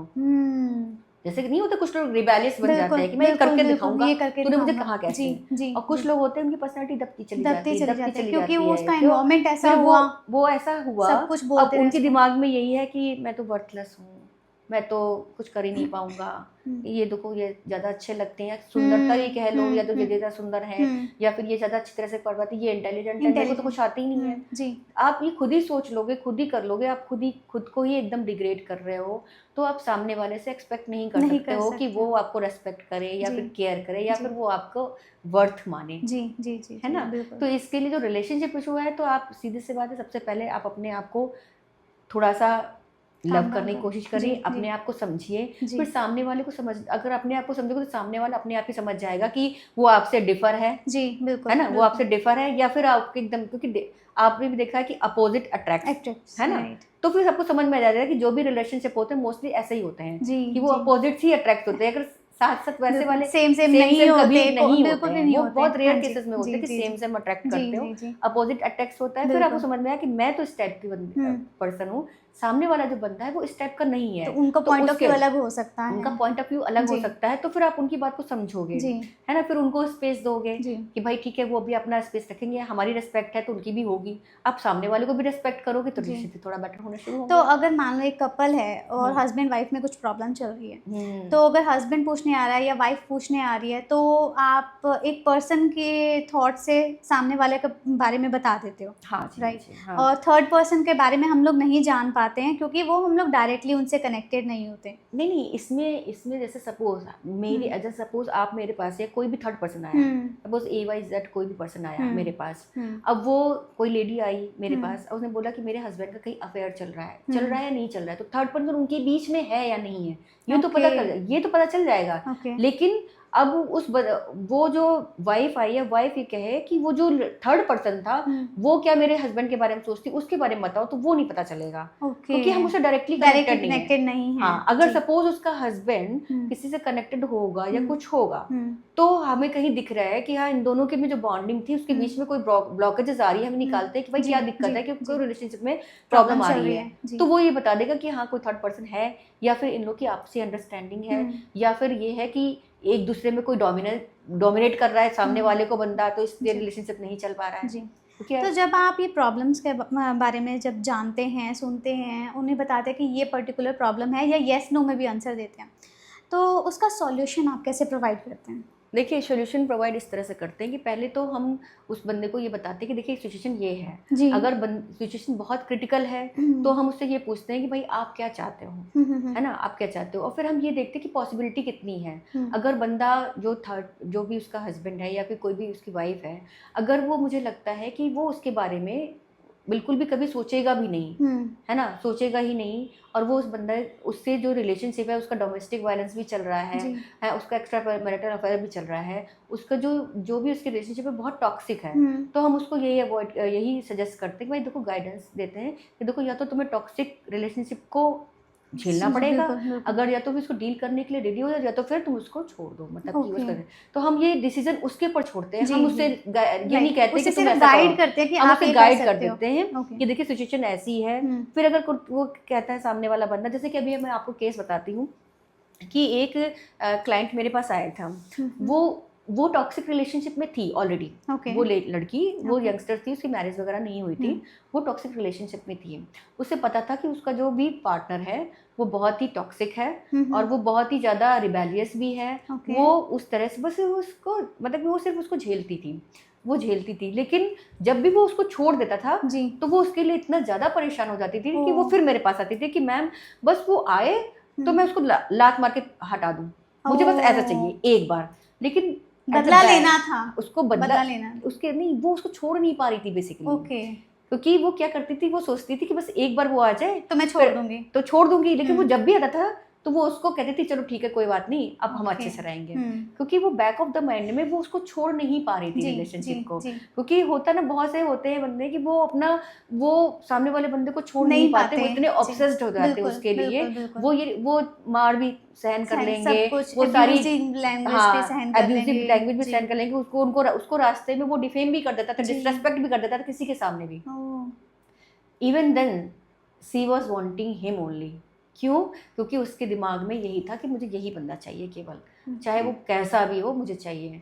अब वो बंदा इसीलिए वो उसका फायदा उठाता था, वो थोड़े थोड़े दिनों के लिए गायब हो जाता था, गायब होने के बाद फिर से वही वाला हरकतें करना शुरू कर देता था, फिर से आके सॉरी बोल देता था, फिर से मैंने उसको बहुत समझाया, क्योंकि उन्हें पता था कि सामने वाली एक्सेप्ट कर लेगी, मैंने उसको बहुत समझाया, मैंने कहा कि देख बेटा ये तुम्हारे लायक नहीं है जी, you deserve much better than him, पर वो नहीं मानी। फिर उसने मुझसे बोला कि आप एज अ साइकोलॉजिस्ट मुझे बताओ केवल। मैंने जो एज अ साइकोलॉजिस्ट बताया, फिर मैंने उसे टैरो से देख के बताया, फिर मैंने उसे न्यूरोलॉजिकली देख के बताया, फिर मैंने सब तरह से उसे बताया कि he is behind you just because of your money। वो केवल उसकी मनी की वजह से ये था, क्योंकि she was earning much higher than him। तो उसको लगता था कि इसका जो फैमिली है वो भी सेटल्ड है, मुझे अच्छा खासा पैसा भी मिल सकता है, उसके पापा मम्मी गवर्नमेंट में थे, तो उसको ये लग रहा था कि मुझे अच्छा खासा मिल जाएगा, मुझे अपना घर वगैरह खरीदना होगा तो मुझे कोई टेंशन नहीं होगी। तो he was treating her like that only, but ये प्यार में पागल थी, ये तो सोच रही थी कि बस किसी भी तरह से वो आ जाए, और हर बार वो डिसरेस्पेक्टेड फील करती थी, हर बार वो ह्यूमिलिएट होती थी बहुत, और हर बार सोचती थी कि मैं उसको छोड़ दूंगी, लेकिन मैं ही छोड़ूंगी, बस वो एक बार आए और मैं उसको लात मार के मना कर दूंगी, अब मैं तेरे साथ नहीं रहूंगी। लेकिन वो सीन कभी नहीं आया। और फिर मैंने उससे कहा भाई, फिर उसके अल्टीमेटली सोल्यूशन ऐसे ही हुआ कि उस लड़की को ही उस लड़के ने छोड़ दिया, उसको कोई दूसरा मिल गया थोड़ा बेटर, फिर उसके साथ उस लाइफ से हटा, otherwise he was not ready. Okay. She was not ready कि हाँ मैं उसे छोड़ना है। लेकिन जब वो सामने वाला बंदा ही उसने उसे कांटेक्ट कर, वो दूसरे शहर में चला गया, जी। उसने उसे कांटेक्ट करना बंद कर जी। दिया, उसके बाद उसके लिए उसका कोई ऑप्शन ही नहीं रहा कि उसे कांटेक्ट कर पाए। तो वही होता है, इस तरह के लोग भी आते हैं, इस जी। तरह जो कि एक्सेप्ट करना नहीं नहीं चाहते हैं। अगर हम भी हैं। जो भी कोई भी टैरो कार्ड रीडर आपको कुछ बता रहा है, कुछ देख के बता रहा है, जी। तो एटलीस्ट उसको एक्सेप्ट तो एक्सेप्ट करो। करो। अब क्या होता है कि अब जैसे आजकल जो भी जितने भी वो होते हैं ऑनलाइन एप्स हैं, जी। उसमें भी यही करते हैं कि आप क्या करते हैं, बच्चे हैं आजकल के, मोस्टली मैं टीनेजर्स की बात ही जी। करूंगी, उनका नया नया शुरू होता है, जी। तो फिर वो क्या करते हैं कि उनको लगता है कि मेरे मन की बात इन्होंने तो बताई नहीं, तो फिर वो दूसरे रीडर से कांटेक्ट करेंगे। चलो ओके। इसने नहीं बताई तो तीसरे, तो अब आप ये तो इससे तो फिर टैरो कार्ड की फिर आप फिर कहोगे टैरो कार्ड वर्क नहीं वर्क करता, नहीं करता, वर्क नहीं करता फिर क्योंकि आप आप फिर ये कहोगे कि राइट। आप वर्क नहीं करता है, क्योंकि आप एक ही क्वेश्चन को 10 बार बात पूछ रहे हो, हाँ। इसका मतलब you are not believing on tarot cards, जी। है ना। तो फिर क्योंकि यहाँ वो पे सिर्फ वो चाहते हैं कि वो वही आंसर चाहते हैं जो वो जो सुनना वो चाहते सुनना हैं। चाहते हैं वही आंसर चाहेंगे कि वो जो सुनना चाहते हैं। तो फिर प्रॉब्लम यहाँ पे आ जाती है कि भाई आप एक्सेप्ट कर, एक्सेप्ट अगर करो। आप आ रहे हो तो बिलीव आपको भी तो करो। बिलीव भी करो, एक्सेप्टेंस मोड में हो आप, जी। तो आप उसको वर्कआउट करना चाहोगे तभी तो हम आपकी प्रॉब्लम सॉल्व कर पाएंगे। जी। कोर्स। तो दिस इज़ हाउ कि टैरो कार्ड रीडर वर्क करता है। प्लस अगर हम जा रहे हैं सामने वाले से पूछने के लिए, तो शायद हमें उन पर विश्वास करना चाहिए, उनके गाइडेंस को समझना चाहिए और उसे एक्सेप्ट भी कर लेना चाहिए। हाँ। प्लस मैं ये भी अब ये भी जी। देखेंगे ना, अब जैसे एक्सेप्ट करें, गाइडेंस भी लें, लेकिन सबसे पहले ये है ना कि आपको ये भी देखना पड़ेगा ना, क्योंकि आजकल बहुत टैरो कार्ड रीडर जी। है ना, तो आपका विश्वास किस पर है। जी। आपको सही टैरो कार्ड रीडर चूज करना भी बहुत जरूरी जी। है ना। तो उसके लिए आपको ये देखना पड़ेगा कि आपका कनेक्शन सामने वाले से बैठ किन रहा है से नहीं बैठ रहा है। जी। जी। जी। जैसे कि आपकी हमारी वाइब मैच हो गई, जी। है ना, हो सकता है कि नहीं होती, तो हम जितनी देर बात कर रहे हैं हो सकता नहीं भी कर पाते, नहीं कर पाते। जी। कभी कभी ऐसा होता है कि मैंने आपसे कुछ एक सिंपल सी बात कर दी, लेकिन आप बहुत रिलैक्स फील करने लगे, है ना। तो ये होता है ना, आपको टैरो कार्ड में फिर थोड़ा सा ये, आप किसी रीडर के पास जा रहे हो तो आपको थोड़ा सा ये देखना पड़ेगा कि आप कितना कनेक्ट हो पा रहे हो, आप प्रेजेंट में उन्होंने प्रॉब्लम आपकी कोई सॉल्व करी है तो कितनी % सॉल्व सही थी, आप सही पर्सन के पास जा भी रहे हो या नहीं जा रहे हो, तो ये चीज़ भी बहुत मैटर करती है। तो जब भी मैं यही कहूँगी, जब भी आप टैरो कार्ड रीडर के पास जा रहे हो, तो अगर आपको कुछ भी नहीं पता है, लेकिन आपके पास एक अंतरात्मा तो होती है, आपका मन तो कहते ही है ना कभी कि ये बंदा सही है या नहीं सही है, आपको एक तुरंत वाइब मैच हो जाती है। इंट्यूशन इतना तो नहीं देता, क्योंकि अगर आप अपनी इंट्यूशन पर वर्कआउट नहीं भी कर रहे हो, तब भी आपको इतना तो एहसास हो ही जाता है, इतना तो इंट्यूशन हो ही जाता है कि ये बंदा आपके लिए सही है नहीं सही है। तो मैं सिर्फ इतना कहना चाहूंगी, कम से कम अपने दिल की बात तो सुनो। तो मैंने सुना है कि टैरो कार्ड में इंट्यूशन बहुत इंपॉर्टेंट रोल प्ले करता है। देखिए, कोई भी जो अकल्ट साइंस होती है ना, उसमें इंट्यूशन बहुत वर्कआउट करता है, क्योंकि आप जो चीज़ देख रहे हो वैसी है या नहीं है, या फिर आपका इंट्यूशन कितना ज़्यादा स्ट्रांग है, डिपेंड है। लेकिन इंट्यूशन तो बहुत ही ज़रूरी है, क्योंकि जब तक आप खुद इंट्यूटिव नहीं हो गए, आपको कार्ड में किस समय क्या दिख रहा है, ये टैरो कार्ड के रीडर के पर्सनल इंट्यूटिव पावर पे डिपेंड करेगा, कितना वो मेडिटेटिव है, कितना वो इंट्यूटिव है, उस पर डिपेंड करेगा, और उसका पर्सपेक्टिव क्या है, इससे बहुत वो करता है।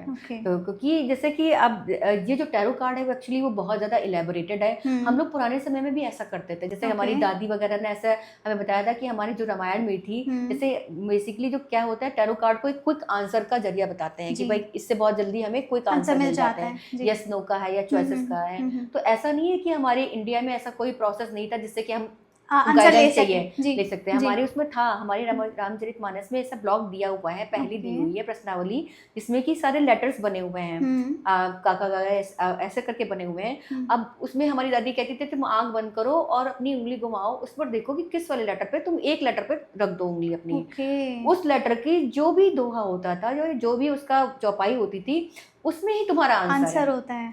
बट फॉर दैट पहले तुमको अपने आप को शांत करना होता है, मेडिटेट थोड़ा सा करना होता है, आपको भगवान से प्रे करने, तो ये भगवान मुझे इस क्वेश्चन का आंसर चाहिए, आप मुझे आंसर दो। तो वो अब देखा मैंने, उसको डिजिटाइज भी लोगों ने कर दिया है, लेकिन वो इतना ज़्यादा नहीं फेमस हुआ, इसलिए क्योंकि हमारे पास और भी बहुत सारी मॉडलिटीज थी, जैसे एस्ट्रोलॉजी थी, और लोग फेस देख के भी पता कर लेते थे, हाथ देख के पता कर लेते थे, तो हमारे पास बहुत सारी मॉडलिटीज थी। अब लेकिन ये जो टैरो आया है, इसमें क्या होता है, इसमें हम करंट एनर्जी बेसिकली बहुत मैटर करती है। हम करंट एनर्जी बता देते हैं कि करंट एनर्जी में कौन सी एनर्जी में बंदा आया है, वो क्या कर रहा है, उसके साथ हमने अगर न्यूमरोलॉजी को ऐड कर दिया तो हमें पर्सनैलिटी टाइप पता चल जाता जाता जी है, प्लैनेट्स को ऐड कर दिया एस्ट्रोलॉजी को, तो हमें उसकी फ्यूचर में कितना और क्या होने हो वाला है, सक कब क्या होगा, जी दशा वशा क्या आ रही उसके है, बारे में पता चल उसके बारे में जाता पता है। चल जाता जी है। तो हमें प्रिडिक्शन करना बहुत आसान ईजी जी हो जाता है। जी और इसके अलावा और हम इंट्यूशन तो मेन ही चीज़ है, जी तो वो जी सारी चीज़ें क्लब कर देते हैं, तो ये इसलिए और ज़्यादा ऑथेंटिकेट हो ऑथेंटिक हो जाता है, जाती है। हमारे रिजल्ट ज़्यादा परसेंटेज हम्म अच्छे हो जाते हैं, हम्म मतलब कि वो ऑथेंटिकेट ज़्यादा परसेंट हो जाते हैं। तो जैसे आपने इंट्यूशन का एक बहुत रियल एग्जांपल दिया, हम्म। जैसा आपने बताया कि आपकी दादी माँ ने हाँ आपको ये हाँ। चीज़ सिखाई है, हम्म। तो शायद हम लोग इस चीज़ को इग्नोर कर देते हैं कि हमारी इंट्यूशन, हमारा खुद का अंदर की जो वाइब्स हैं, वो बहुत ज़्यादा सुपर पावरफुल होती है, जिसको हम इग्नोर कर देते हैं। कई बार ऐसा होता है ना कि सामने अगर कुछ होने वाला है, उस चीज़ के बारे में हमें पहले ही पता चल जाता है। यही है शायद हमारी इंट्यूशन। बिल्कुल, बिल्कुल। किसी-किसी का होता है कि ये इंट्यूशन हुँ, पावर किसी को बचपन से बहुत ज़्यादा जी, होती है। जी, किसी आपने देखा होगा बहुत से ऐसे लोग होते हैं जिनको लगता होगा जिनको सपने सपने में जो आता था वही सच हो जाता जी, जी। है ना? हुँ, ये बहुत सारे लोगों के साथ, मेरे भी ऐसे रिलेटिव्स में हैं हुँ, ऐसे लोग जिनको लगता था कि ये काम नहीं होगा, तो वो नहीं हुँ, होता था। हुँ, तो हम सबके अंदर इंट्यूटिव पावर है, हुँ, भगवान ने सबको दिया हुँ। है, एनिमल्स के अंदर भी है इनफैक्ट, जी, जी। सबके अंदर है। तभी कुछ होने हाँ, वाला था कुछ तो वो होने वाला रात को होता है, वो रात को बिल्कुल, रोते हैं बिल्कुल, बिल्ली वगैरह, बिल्कुल। आपने देखा ही जी, जी, है ना? तो इंट्यूशन पावर सबके अंदर है। अब हुँ, लेकिन वो है कि हम अपनी अंतरात्मा की बात सुनना नहीं चाहते जी, बेसिकली, हम अपने मन की बात ही नहीं सुनना चाहते हैं। अगर आज का यूथ थोड़ा सी देर 10-5 मिनट भी अपने आप को दे, हुँ, अपने आप को काम डाउन करके हुँ, सोचे, हुँ, 5 मिनट भी मेडिटेशन में दे और हुँ, अपने अंदर की आवाज़ को सुनने की कोशिश हुँ, करे, उसको सारे जवाब मिल जाएँगे। उसको बाहर नहीं भटकना पड़ेगा जी, कि आज न्यूमरोलॉजी करवा रहा है, कल टैरो कार्ड करवा रहा है, एस्ट्रोलॉजी करवा रहा है। हुँ, उसे अपने आप ही इंडिकेशन मिलते जाएँगे कि तुम्हें क्या करना है, तुम किस लिए बने हो। सारे इंडिकेशन अपने आप ही आएँगे, क्योंकि यूनिवर्स आपको मैसेज देता रहता है। अब आप नहीं ले रहे हो तो उसमें यूनिवर्स कुछ नहीं नहीं कुछ कर नहीं कर सकता सकता है। है। फिर आप उसी विशिष्ट सर्कल में फँसे रहते हो, हुँ, क्योंकि आपको पता ही नहीं है कि आप अपनी अंतरात्मा की आवाज़ तो सुन ही नहीं रहे जी, हो। जी, आपको पता ही बिल्कुल। नहीं है कि आपके लिए सही क्या क्या है, है, क्या क्या गलत नहीं है? है। हुँ, और आपको पता होने के बाद, जैसे कि अगर एक चोरी है, हुँ, अगर उसको पता होता है, उसकी अंतरात्मा को तो पता ही होता है ना मैं गलत कर रहा हूँ, बिल्कुल, पर वो बिल्कुल। नहीं सुनने की कोशिश करता है। हुँ, तो फिर वही वाली बात है, अगर आप अपनी अंतरात्मा की आवाज़ सुनोगे, तो वो चीज़ आपके लिए आपको वो सही गाइडेंस देगी, जी, पर वो कोई सुनना नहीं नहीं चाहता है। चाहता है। बिल्कुल कोई नहीं सुनना चाहता, ये दिक्कतें आती हैं। दूसरी बात मैं ये भी कहना चाहूँगी कि अगर बंदा आजकल के ज़माने में हुँ, जो हम लोग भाग-दौड़ की ज़िंदगी में जी रहे जी, हैं, उसमें हम लोग सिर्फ़ और सिर्फ़ केवल अपने आप को ही समझने की कोशिश करें, हुँ, अपने आप को ही जान लें, हुँ, तो प्रॉब्लम सारी सॉल्व हो जाएँगी हमारी आस-पास की सराउंडिंग की, क्योंकि हम सिर्फ़ अपने आप को ही बदल सकते हैं। हुँ, सामने किसी को भी नहीं हम बदल प्रेशराइज़ सकते। नहीं कर सकते जी, कि तुम बदलो मेरे जी, लिए। जी। तो अगर हम अपने आप पे ही वर्कआउट कर लें, तो हमारी आधे से ज़्यादा प्रॉब्लम तभी सॉल्व हो जाती हैं। अमेजिंग! सबसे बेस्ट लाइन मैम ने बोली कि शायद हम खुद को ही नहीं समझ पाते और खुद को समझना बहुत ज़्यादा इम्पोर्टेंट होता है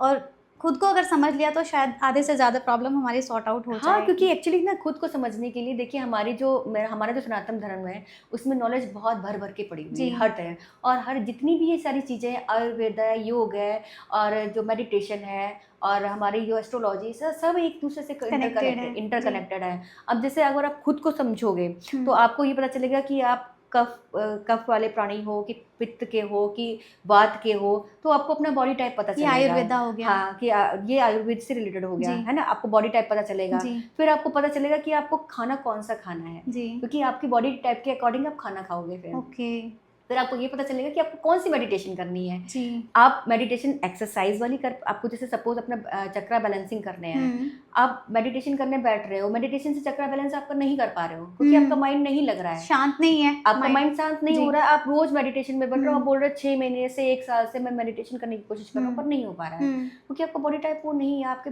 थॉट्स इतने इधर-उधर भाग रहे हैं, आप कंट्रोल हुँ, नहीं कर पा रहे हो, हुँ। फोकस नहीं कर पा रहे जी, हो।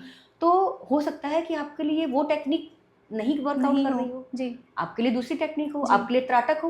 ओके। आपके लिए उसमें त्राटक क्या हो, होता है? उसमें त्राटक में ये होता है कि आपको एक कैंडल जला लेनी होती है, आपको बराबर उस कैंडल को लौ को देखना, फ्लेम को देखना देखना होता होता है। है ओके, बराबर। कंसंट्रेशन पावर को इंक्रीज़ करने के लिए भी कंसंट्रेशन होता है ना पावर, हाँ, शायद? फ़ोकस हाँ, फ़ोकस ओके, के लिए, है ना? ओके, है ओके, ना? तो वो त्राटक करना हो, या फिर ओके। ये भी हो सकता है कि जैसे कि आपको चक्रा बैलेंस, आपको जैसे मैं चक्रा की जी, बात करी जी, हुई है, जी। जब तक आपके चक्रा अलाइन नहीं रहते हुँ, हैं, तब तक आपकी लाइफ में हेल्थ के, हुँ, रिलेशनशिप के, मतलब सब तरह के इश्यूज़ आते रहते जी, हैं। तो आपको जैसे चक्रा बैलेंसिंग करनी है, आप हुँ, मेडिटेशन के थ्रू नहीं कर पा रहे हो, तो हुँ, आप योग में जाइए ना।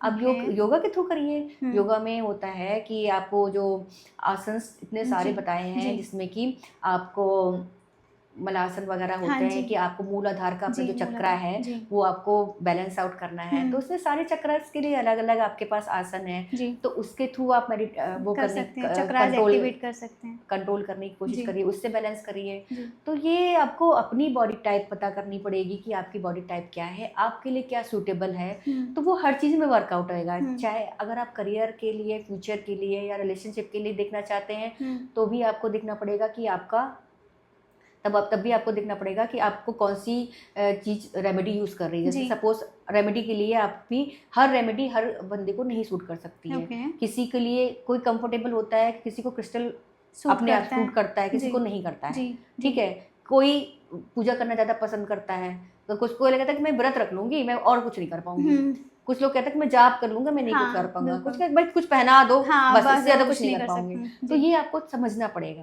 तो अगर आपको कोई प्रॉब्लम आ रही है, आपको कोई रेमेडी करनी है, तो कौन सी रेमेडी आपके लिए सूटेबल है, जी तो ये आपको पता करना पड़ेगा। उसके लिए पता करने के लिए पहले आपको अपनी बॉडी को समझना पड़ेगा कि आपकी बॉडी क्या क्या है, है कैसे नहीं है। और सबसे पहले बात, कोई भी चीज़ भी करिए, गाइडेंस के बिना आप सब कुछ नहीं होता आप नहीं हो जी। सकता है, क्योंकि या तो फिर आप उतना नॉलेज नॉलेज गेन कर लो। जी मैंने सुना है कि हमें कार्ड्स को चार्ज और क्लीन भी करना पड़ता है, तो ये चीज़ क्या है?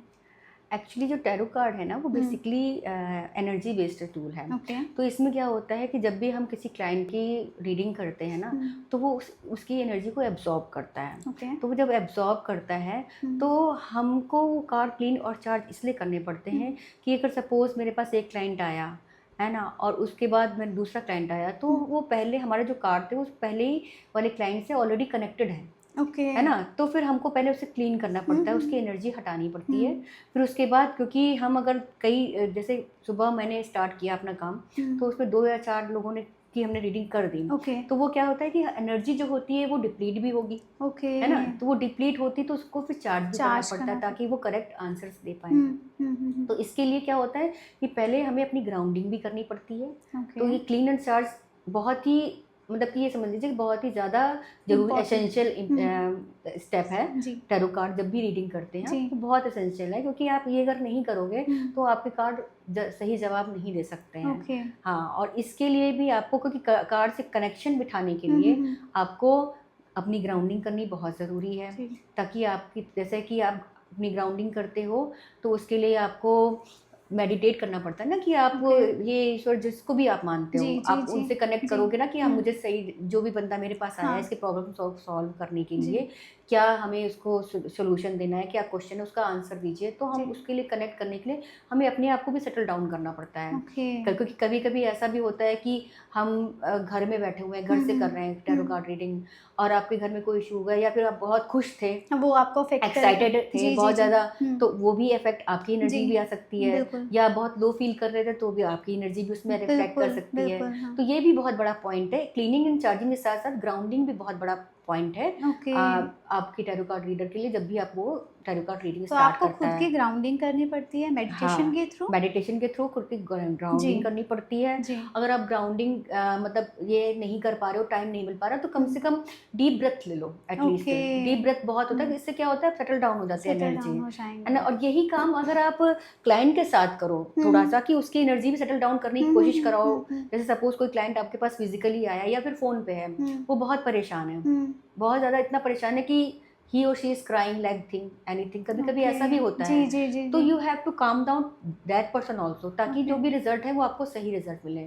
अब जैसे अगर आपके सामने फिजिकली आया है तो उससे कह सकते हो कोई बात नहीं, मैं आपकी सारी बात सुनती हूँ, आप थोड़ा पानी पी लो। तब उस समय आपको काउंसिल भी करना पड़ेगा उसको, थोड़ा सा एज अ साइकोलॉजिस्ट भी उसको ट्रीट करना पड़ेगा, हैंडल करना पड़ेगा, ताकि उसकी एनर्जी थोड़ी सेटल डाउन हो जाए। फिर उस क्वेश्चन, क्योंकि वो सेटल डाउन एनर्जी होंगी तभी तब तो क्वेश्चन एक्सप्रेस सही कर पाएंगे, वो सही क्वेश्चन पूछ पाएगा, ओके उसकी एनर्जी सही से कनेक्ट हो पाएगी। क्योंकि हम जब भी आंसर देते हैं तो क्लाइंट की एनर्जी से भी हमें कनेक्ट करना होता है, जी क्योंकि हम तो गॉड के मैसेंजर टाइप का हो जाता है कि हम मैसेज उधर से ले रहे हैं, टैरो कार्ड ने मुझे मैसेज दिया और हमने उसे पास किया, सामने वाले बंदे को। तो उससे पहले कि हमको ये कनेक्ट करना पड़ता है क्लाइंट से कि क्लाइंट ने क्या क्वेश्चन पूछा, जी फिर उसने कौन सा कार्ड पिक किया, जी तो उसके हिसाब से उसकी एनर्जी उसमें आई। फिर हमने अपना मेडिटेशन ऑलरेडी करके रखा हुआ है, फिर हमने उसको देखा, क्योंकि हमें भी ना अगर हम मेडिटेट और ग्राउंडिंग करके बैठते हैं तो हमें भी वो चीज़ दिख जाती है कभी कभी कार्ड में, ओके जो कि कार्ड का मतलब नहीं भी होता जी है जी है ना। तो कभी कभी इसीलिए डिफर हो जाती है कि लोग कहते हैं कि इस वाले कार्ड में, तो कार्ड का जो लिटरल मीनिंग है ना, बहुत बार ऐसा होता है कि कार्ड के लिटरल मीनिंग से लोग नहीं प्रेडिक्ट करते हैं, नहीं गाइडेंस ओके करते हैं, क्योंकि हमको यही बताया गया कि हमने यही सीखा है कि जब भी हम आप कार्ड की रीडिंग कर रहे हैं तो आपका जो फर्स्ट थॉट आता है, इंट्यूशन जो बोलता है, आपको वो बताना है कार्ड में क्या दिखा एकदम से पहले आपको, स्ट्राइक क्या किया आपके माइंड में, क्या स्ट्राइक स्ट्राइक किया में। सबसे वो पहले? ये भी हो सकता है कि बहुत पॉजिटिव कार्ड है लेकिन आपके पास आपको दिमाग में नेगेटिव स्ट्राइक जी किया। जी अब जैसे कि बहुत सन का बहुत पॉजिटिव कार्ड आया है जी आपके जी पास, जी है ना, हाँ कोई जी बंदा आया जी है ना, और आपके दिमाग में आया कि सन का कार्ड है, ये तो हमेशा गुस्सा ही रहता होगा, बहुत डोमिनेटिंग होगा, ये भी हो सकता है ना। तो वो हम उस पर जाएंगे ना जरूर, तो क्योंकि ये आपके माइंड में सबसे पहले वही स्ट्राइक किया। वही स्ट्राइक किया। वो डिपेंड करता है पर्सन टू पर्सन कि आपकी मेडिटेशन कितनी ज़्यादा डीप है, जी। आप कितना डीपली कनेक्टेड हो ईश्वर से, मतलब कि तो अगर एक डेथ का कार्ड, जब भी मैंने सुना है कि डेथ का कार्ड, और डेथ के कार्ड का क्या मतलब है? मैम डेथ का कार्ड का मतलब बेसिकली बहुत लोग वैसे लेते हैं कि डेथ का कार्ड होगा सब कुछ खत्म, हाँ नेगेटिव, लेकिन बेसिकली डेथ का कार्ड बहुत अच्छा कार्ड है। वो उसमें ये शो करता है कि आपके जो भी ओल्ड पैटर्न्स थे, जो भी आपकी पुरानी चीज़ें थी, जी आप चाहो नहीं चाहो वो खत्म होंगी होंगी, you have to okay accept it. Okay और अगर आप एक्सेप्ट कर लेते हो तो आगे आपके लिए और अच्छी चीज़ें आने वाली हैं। उसमें एक सूरज भी दिखाई देता है, उगता हुआ सूरज भी। ओके डेथ कार्ड हाँ में, डेथ कार्ड में ओके उसमें 3 पर्सन दिखाते हैं, एक राजा है और एक रानी भी है जी और एक बच्चा भी है। जी जो भी बंदा, जो भी वो उस पे घोड़े पे सवार है, जो भी स्केलेटन टाइप का, वो जो राजा है वो उसके सामने हाथ जोड़े खड़ा हुआ, वो ये चाहता है कि ये सिचुएशन खत्म ना हो, जो भी रिलेशनशिप है वो खत्म ना हो, वो उसी पेन में रहना चाहता है, ओके है ना। और जो बच्चा है वो एकदम खड़ा है, उसको कोई फर्क नहीं पड़ रहा है, वो एक्सेप्ट कर ले। तो वैसे बच्चे ठीक है। मासूम होते हैं ना, वो कोई भी चीज़ हाँ एक्सेप्ट कर लेते बिल्कुल हैं। बिल्कुल और जो लेडी है वो आधी उठी आधी गिरे, ऐसे मतलब कि उसका मतलब ये है कि फीमेल्स फिर भी थोड़ी हाँ सी बिल्कुल हो एक्सेप्ट कर जाती लेती हैं कुछ बिल्कुल चीज़ें कि बिल्कुल हाँ ठीक जी है ना। तो उसमें यही दिखाया गया है कि आपके जो पास्ट की मेमोरीज है, ओल्ड के जो पैटर्न्स हैं, पास्ट मेमोरीज जितनी भी हैं, और या फिर जो भी पास्ट के पैटर्न्स चले आ रहे हैं, जो भी आपकी लाइफ की सफरिंग्स थी, या जो भी अच्छा समय, जो भी सब खत्म होने वाला है, ओके अब खत्म होने वाला है। और नई, इसको खत्म होने के बाद आपके पास जो भी समय आएगा वो अच्छा ही आएगा। अब जैसे बोलते हैं ना कि बहुत घनी अकेले काली रात होती, उसके बाद ही डॉन आता है, जी जी है ना। तो बस वही इसमें डेथ कार्ड में ऐसे कोई डरने की जरूरत नहीं है। मतलब ऐसा नहीं कि हमेशा नेगेटिव ही होगा, हमेशा वो नेगेटिव चीज़ नहीं होता है ये कार्ड। अब ये सिचुएशन पे डिपेंड करता है कि उस डेथ कार्ड के साथ कौन से कार्ड अगल बगल आ रहे हैं, कि बहुत हो सकता है बहुत ही डिप्रेसिंग वाले कार्ड आए, तो ये भी हो सकता है कुछ बुरा होने वाला हो या कुछ ऐसा होने वाला हो। वो वैसे भी हमेशा एक कार्ड से हम लोग प्रिडिक्ट नहीं कर सकते हैं, हम लोग को ये 2 या 3 कार्ड एक्सप्लेनेशन के लिए चाहिए होते हैं। सपोज अगर चॉइस वाला कार्ड भी है तो हम ये देखते, सपोज किसी ने बोला कि अच्छा बताओ मेरे पास 3 चॉइसेस हैं, मुझे बैंगलोर में जॉब मिल रही है, मुझे मुंबई में जॉब मिल रही है, या फिर मुझे क्या कहते हैं नोएडा में मिल रही है जॉब, तो इन तीनों में मेरे लिए बेस्ट कौन सा है। ओके तो फिर हम उन तीनों का तो दिखा लेंगे, पहले बताएंगे, देखेंगे कौन सा है, कौन सा बेस्ट अगर आ गया तो फिर हम ये देखते हैं कि नोएडा में क्या अच्छा रहेगा और बैंगलोर में क्या अच्छा रहेगा, कि मुंबई में क्या अच्छा रहेगा। फिर हम ये उसके सपोर्टिंग कार्ड्स हम उसके सपोर्टिंग कार्ड निकाल लेते हैं कि हमें उससे क्लैरिटी मिल जाती है कि हो सकता है कि वो नोएडा में बहुत इमोशनली सेटिस्फाइड रहे लेकिन उसे पैसे ना मिले, उसकी सैलरी पैकेज उतना अच्छा नहीं हो, या फिर उसको सैलरी वहाँ पर, भाई देखो नोएडा में इतने ज्यादा खर्चे नहीं होते, वो इमोशनली सेटिस्फाइड हो सकता है। अब हो सकता है बैंगलोर में उसके खर्चे बहुत बढ़ जाए, तो उसे प्रॉब्लम भी आ सकती है ना। तो खर्चे तो ये है ना कि मॉनेटरी बेनिफिट उसे कहाँ मिल रहा है, और फिर ये उसके पर भी डिपेंड करेगा क्लाइंट के ऊपर, क्या चूज करना चाहता है, कि वो क्या चूज करना चाहता है, उसे पैसा चाहिए या इमोशनल सेटिस्फेक्शन चाहिए, उसे क्या चाहिए। कितने अच्छे से आपने बता दिया कि ये सब चीज़ क्या कैसे मैटर करती है और कैसे आप रिजल्ट निकालते हो, और आप सिर्फ उन्हें गाइड कर रहे हैं। जो फाइनल डिसीजन रहेगा वो आपके क्लाइंट के ऊपर रहता है कि वो क्या चूज करना चाहता है, वो रिलेशनशिप में आगे बढ़ना चाहता है नहीं चाहता, वो कौन सा करियर चूज करना चाहता है या नहीं चाहता। ये डिपेंड टोटली क्लाइंट के ऊपर करता है। हम उसको सिर्फ गाइड करते हैं इसलिए क्योंकि देखिए अगर आज हम तुमसे कह दें कि नहीं आपके लिए यही प्रोफेशन अच्छा है, अब वो करना पड़ेगा, will you be able to do that? नहीं ना, आपका मन नहीं है, आपका इनर जबरदस्ती नहीं कर सकते हो आप, है ना।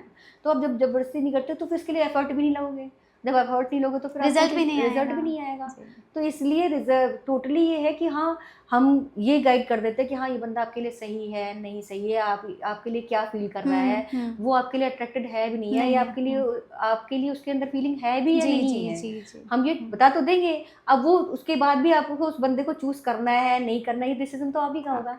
तो मैं नेक्स्ट पूछना चाहूँगी कि हमारी डेट ऑफ बर्थ हमारी लाइफ को कैसे अफेक्ट करते हैं? एक्चुअली डेट ऑफ बर्थ बहुत इंपॉर्टेंट रोल प्ले करती है हमारी लाइफ में, क्योंकि डेट ऑफ बर्थ के अकॉर्डिंग हम ना 2 नंबर निकालते हैं जो कि बहुत इंपॉर्टेंट है। एक पर्सनैलिटी नंबर निकालते हैं हम ओके। कि आपका पर्सनैलिटी किस टाइप का है, हम्म। आप किस टाइप के पर्सन होगे, और आपका कैरेक्टरिस्टिक्स क्या हो सकती हैं। जी। और दूसरा हम लाइफ पाथ नंबर निकालते हैं इसमें कि आप आगे जाके आप किस तरह की, आपकी जर्नी कैसी होगी, आपका लाइफ पाथ किस तरह से होगा, आप किस तरह ओके। की फील्ड में ग्रो करोगे जाके। तो इसके लिए हम लोग कैलकुलेट करते हैं कि आपका लाइफ पाथ नंबर क्या होगा या फिर आपका पर्सनैलिटी नंबर क्या होगा। तो इससे क्या होता है ना कि हमें एक तो पर्सन्स के कैरेक्टर को समझने में बहुत आराम होता है, जी। कि बहुत आसानी हो जाती है कि सामने जो भी बंदा हमसे गाइडेंस लेने आया है तो वो प्रॉब्लम क्या फेस कर रहा होगा जी प्रॉब्लम। जी। जैसे कि अगर कोई बंदा आता है जो कि 2 नंबर का आता है, तो हम जिसका कि बर्थ डेट 2 को है या 20 को है, ओके। तो या फिर 11 को है, 11 तो 2 11 जी। 12 20, तो हम जी। समझ लेते हैं 11 नंबर तो वैसे मास्टर नंबर है, उसका ओके। प्रॉब्लम थोड़ा सा कम होता है। ओके। लेकिन 2 नंबर का होता है ना, उसमें इमोशनल डिस्टर्बेंस हो सकते हैं, मतलब इमोशनली वो डिस्टर्ब हो जाता है कभी कभी, जैसे कि पूर्णमासी वगैरह में होता है, ओके। जो ज्वार भाटा आपने सुना होगा, जी उस तरह से आता है मून के जो जी साइकिल्स जब आते हैं, जी। तो उनके में वो अगर बहुत ज़्यादा 2 नंबर आता है, तो वो जो पर्सन्स होते हैं 2 नंबर वाले, वो बहुत क्रिएटिव होते हैं, बहुत इमोशनल होते हैं, वो नर्चरिंग टाइप के होते हैं। वो बहुत, उनको कोई बात अगर आप बोल दो तो बहुत जल्दी वो हर्ट हो जाते हैं, ओके, दिल पे ले लेते हैं। वो दिल पे ले जी। लेते हैं। तो ये ना हमें करेक्टरिस्टिक पता चल जाती है अगर सामने वाले बंदे की, तो क्या होता है कि हमको उससे डील करना आसान हो जाता है ना। जैसे अब अगर सपोज एक हस्बैंड है वो नंबर 1 का है और जो वाइफ है वो नंबर 2 की है, तो यहाँ तो रिलेशनशिप बेटर चल जाती है। 1 और 2 वाला। 1 और 2 की बेटर ओके। इसलिए चल जाती है क्योंकि वाइफ नर्चरिंग है, वो ब्यूटी क्रिएशन का काम करेगी, घर को सजाएगी, ओके। केयर करेगी, अपने हस्बैंड की बहुत केयर करेगी, जो कि वो उनको ओके। पसंद आएगी, ओके। वो जी करेगी। जी। अब यही उल्टा हो जाता है, अगर सपोज हाँ। अगर लेडी है 1 नंबर की और जो हस्बैंड है 2 नंबर का, हाँ। तो आप 1 नंबर को बार बार 2 नंबर को कितना मोटिवेट करोगे। हाँ, वो बार-बार और फिर इसके इमोशनल। बाद फिर इंडियन सोसाइटी में तो ये होता है कि अगर नंबर 2 का अगर हस्बैंड हो जाता है, तो वो उसका फिर वो ईगो ही हर्ट होता रहता है फिर बार बार, ओके। है ना। तो ये चीज़ हम लोगों को फिर ना फिर कंपैटिबिलिटी भी देखते हैं हम जी इसमें, जी। कि सपोज जैसे हमारे पास कोई आता है कि मैरिज वगैरह के लिए कंपैटिबिलिटी हाँ, जी देखने के जी लिए आता है जी। कि हमारी देखिए ये हमारा रिश्ता है मेरी लड़की के लिए या मेरे लड़के के लिए, तो हम इसके लिए इसके साथ उसका कैसे बैठेगा, जी। तो हम उसमें देखते हैं कि हमारे कितने उनके योग मिल रहे हैं, उनकी पर्सनैलिटी कैसे एक दूसरे से मैच एडजस्ट कर कर रहे हैं, पाएगी, नहीं। मैच जी कर पाएगी जी नहीं कर पाएगी, उनके नंबर्स कितने एक दूसरे को वो नंबर कंट्रीब्यूट कर जी रहे हैं। सपोज जी। जैसे कि आपके पास 6 नंबर है आपकी ग्रिड में और आपके हस्बैंड के पास नहीं है, तो वो आपके हस्बैंड के लिए एक प्लस पॉइंट हो जाएगा, क्योंकि ओके। 6 नंबर होता है लग्जरी का, जी आपके हस्बैंड के लिए नहीं है, जी। तो वो आपके लिए, आप खुद लेकर आ रही हो 6, आप लग्जरी लेकर आओगे, ओके। आपके लिए लेकर आओगे, तो वो ओके। आपके हस्बैंड को बहुत मतलब कि पॉजिटिव कंट्रीब्यूट रिजल्ट देगा। पॉजिटिव रिजल्ट जी देगा जी वो। जी जी। अब हमारे पास कोई स्टूडेंट आता है कि मैम मैं इतनी दिनों से इंजीनियरिंग का एफर्ट कर रहा हूँ, या फिर कोई डॉक्टर की पढ़ाई करता है, बहुत बच्चे तैयार करते हैं, तो वो नहीं क्रैक कर पाते हैं, वो नहीं क्रैक कर पाते हैं, वो पढ़ रहे हैं लेकिन क्रैक नहीं कर पाते हैं, तो वो हमारे पास अगर आते हैं कि मैम देखिए वो होगा कि नहीं होगा, सक्सेसफुल होगा या नहीं। सक्सेसफुल जी होंगे कि नहीं होंगे इस जी। प्रोफेशन में। तो सबसे पहले हम क्या देखते हैं, सबसे पहले हम देखते हैं कि भाई बंदा किस नंबर का है। ओके। अब वो बंदा नंबर का है कौन सा, और वो स्टडी क्या कर रहा है। स्टडी क्या कर रहा है। जी। अब जैसे कि 9 नंबर है, तो हम कहते हैं कि तुम 9 नंबर है तो डॉक्टर आराम से बनोगे, okay. Because it's related to blood and all that okay. Colours है, और वो सर्जन वो ह्यूमैनिटेरियन बहुत होते हैं। मैम एक और चीज़ यहाँ पर मैं पूछना चाहूँगी, जैसे आपने बोला कि 9 नंबर वाले वो मेडिकल स्ट्रीम में जा सकते हैं। हाँ मान लो मेरा भी 9 नंबर है और आपका भी 9 नंबर है, हाँ। तो क्या ज़रूरी है कि आप भी उस फील्ड में जाओ और मैं भी ज़रूरी हूँ कि उसी फील्ड में जाऊँ? नहीं, ऐसा ज़रूरी नहीं है। ओके। आप एनजीओ में भी जा सकते हो, आप ओके। दूसरी तरह से आपका मेन कोर ऑफ द जो ट्रेट होगा ना ह्यूमैनिटेरियन का होगा, दूसरों की हेल्प करना होगा। मतलब मेन हमें कोर का पता चल हाँ, जाता कोड का है। पता चल जाता है। ओके। बाद में जैसे स्ट्रीम अगर चूज करनी है किसी स्टूडेंट को, हम्म। जैसे अगर आप मेरे पास आए हो तो आप हम्म। स्टूडेंट नहीं हो, जी। तो हम आपको उस तरह से गाइड करेंगे। ओके। और अगर हमारे पास कोई स्टूडेंट आएगा तो हम उसको प्रोफेशन वाइज गाइड करेंगे, ओके। राइट। अब ओके। जैसे कि जैसे हमारा अगर आपका 9 नंबर है हम्म। और आपका पढ़ाई उसमें आपका कहीं किसी और भी चीज में इंटरेस्ट हो सकता है, हम्म। केवल हम्म। अब हो सकता है कि आपको आपको लग रहा कि नहीं मुझे पुलिस बनना है, या फिर ये भी हो सकता जी। है आपको सिक्योरिटी में जाना है, जी। फौज में जाना है, ये जी। भी हो सकता है। जी। तो ये आपकी भी तो कुछ लाइकिंग्स होंगी ना, आपका एटमॉस्फेयर से भी आपकी बिल्कुल। लाइकिंग बन सकती है। बिल्कुल। ये भी हो सकता है कि आपके जो ग्रैंड पेरेंट्स सारे सब फौज में थे तो आपका भी मन करे फौज में वही ही जाए, जाने का। वही जी। जाने के लिए, जी। है ना। अब जैसे कि ये भी होता है कभी कभी कि जैसे कि एक बिजनेसमैन के यहाँ कोई ऐसा बंदा जैसे 2 नंबर वाला ही बंदा हो गया पैदा, है वो बिजनेसमैन है वहाँ पे, बिजनेसमैन। तो ऐसा भी होता है कि खाली कि वो उस वाले बंदे के अंदर वो ट्रेड्स नहीं है, लेकिन उसने हमेशा अपने घर में देखा है, दादा दादी को कि सभी को वो देखा है ये कि वो सर्विस में ऐसे कर रहे हैं, ऐसे हर रहते हैं। पैसे से, हर एक रुपए से जैसे 10 रुपए बनाने हैं, जी। तो वो उसके अंदर ट्रेड आ आ जाती है ना। तो हम ये सारी चीजें भी हमें देखनी पड़ती हैं। तो ये सारी चीजें भी हम देखते हैं कि न्यूरोलॉजी पे भी हम बिलीव करते हैं, तो फिर उसके बाद टैरो कार्ड से भी देखते हैं कि हाँ बंदे की एनर्जी कैसी है। जी। फिर हम उसके बाद ये भी देखते हैं कि इसका एटमॉस्फेयर क्या है, कि वो किस तरह से ग्रो किया है। जी। क्योंकि जी। जी। जी। बहुत बार ऐसा देखा गया है कि आपके नंबर्स तो बहुत अच्छे हैं, वो नंबर कुछ और कह रहे हैं, लेकिन आप वो काम नहीं कर रहे हो, नहीं कर ही रहे हो। हमारा सपोज है, क्योंकि उससे ये डिपेंड करेगा ना कि आपका एटमॉस्फेयर कैसा है, जी। आप किन लोगों के साथ रह रहे हो। यहाँ पर संगत आ जाती है जी। कि आप जिस लोगों के साथ रहोगे आप वैसे ही बनने की कोशिश करोगे, कि आपका एटमॉस्फेयर वैसे ही हो जाएगा तो आप वैसे ही बनेंगे। एनवायरनमेंट आपका अफेक्ट करता है अगेन, एनवायरनमेंट अफेक्ट करेगा अगेन आपको, तो वैसे ही आप बनने की कोशिश करोगे।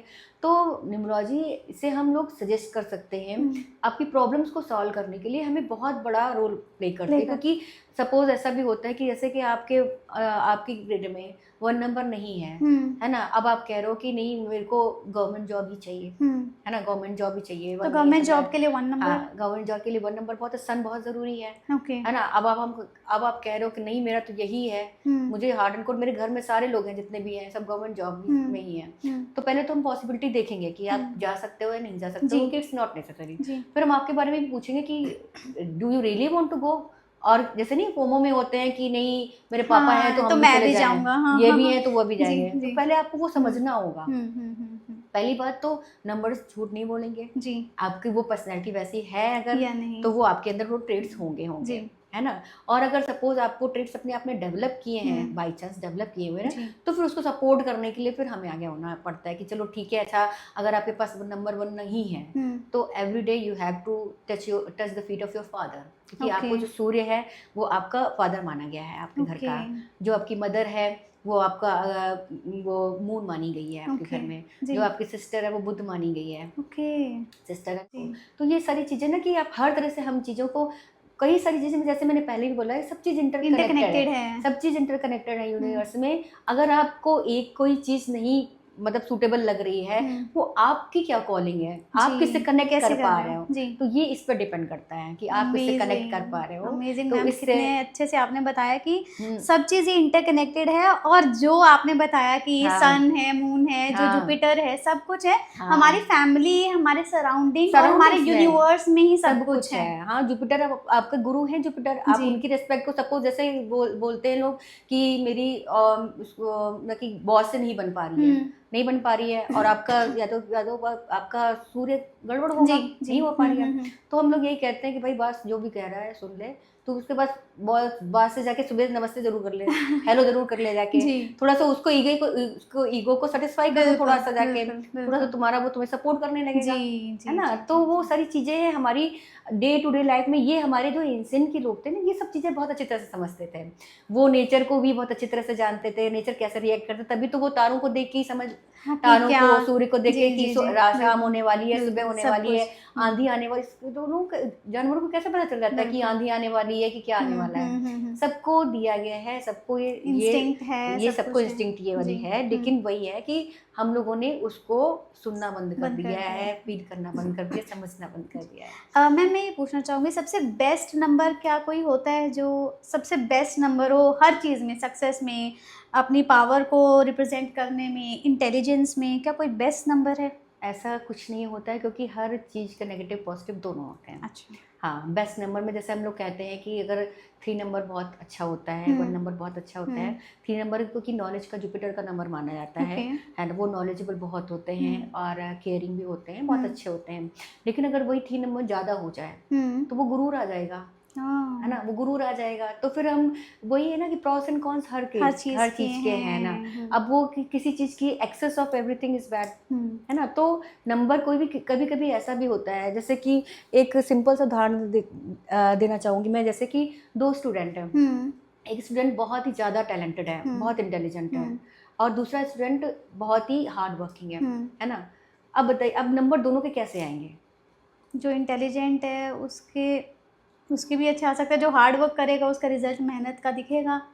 अब नंबर यहाँ पर दोनों के सेम आ रहे हैं। क्यों अच्छा। वो सेम इसलिए आ रहे हैं? क्योंकि जो इंटेलिजेंट है वो ओवर कॉन्फिडेंट है कि मेरे को तो आ ही जाएगा, मैं क्या करूँगा पढ़ के। Okay. He is not working hard on that, okay. क्योंकि वो अपने टैलेंट को यूज ऐसे नहीं कर रहा है। ओके। और जो हार्ड वर्किंग में उसको लगा कि मैं कहीं ऐसा ना हो फेल हो जाऊँ, तो वो इतना हार्ड वर्क करता है कि वो नंबर ज़्यादा लेकर आ जाता है। ओके। तो प्रॉब्लम यहाँ पर यही आती है कि आपका जो नंबर्स हैं उसके अकॉर्डिंग आपके जो ट्रेड्स हैं उसके अकॉर्डिंग आप वर्क कर रहे हो कि ये नहीं नहीं कर कर रहे रहे हो, हो। वर्क कर रहे हो नहीं कर रहे हो। और अगर वर्क नहीं कर रहे हो तो क्यों नहीं कर रहे हो? क्योंकि आपको वो चीज़ करनी पसंद है। आप अपने दिल की बात सुनो जी। कि हाँ जी मुझे यही करना है, तभी तो आपको ग्रोथ मिलेगी, क्योंकि आपको उसमें पैशन दिखेगा। पैशन दिखेगा। आपको पैशन दिखेगा जी। तो फिर आपको नए नए आइडिया आएंगे, उतनी ही बिल्कुल, एनर्जी आपको आएगी, बिल्कुल, उतनी एनर्जी बिल्कुल। जी, प्रोड्यूस होगी। जी। तो इसलिए हम जब भी हमारे पास कोई कंसल्ट करने के लिए आता है कि भाई प्रोफेशन के लिए कि क्या प्रोफेशन चूज करें, तो हम लोग उससे पहले देखें भाई तुम अभी क्या कर रहे हो।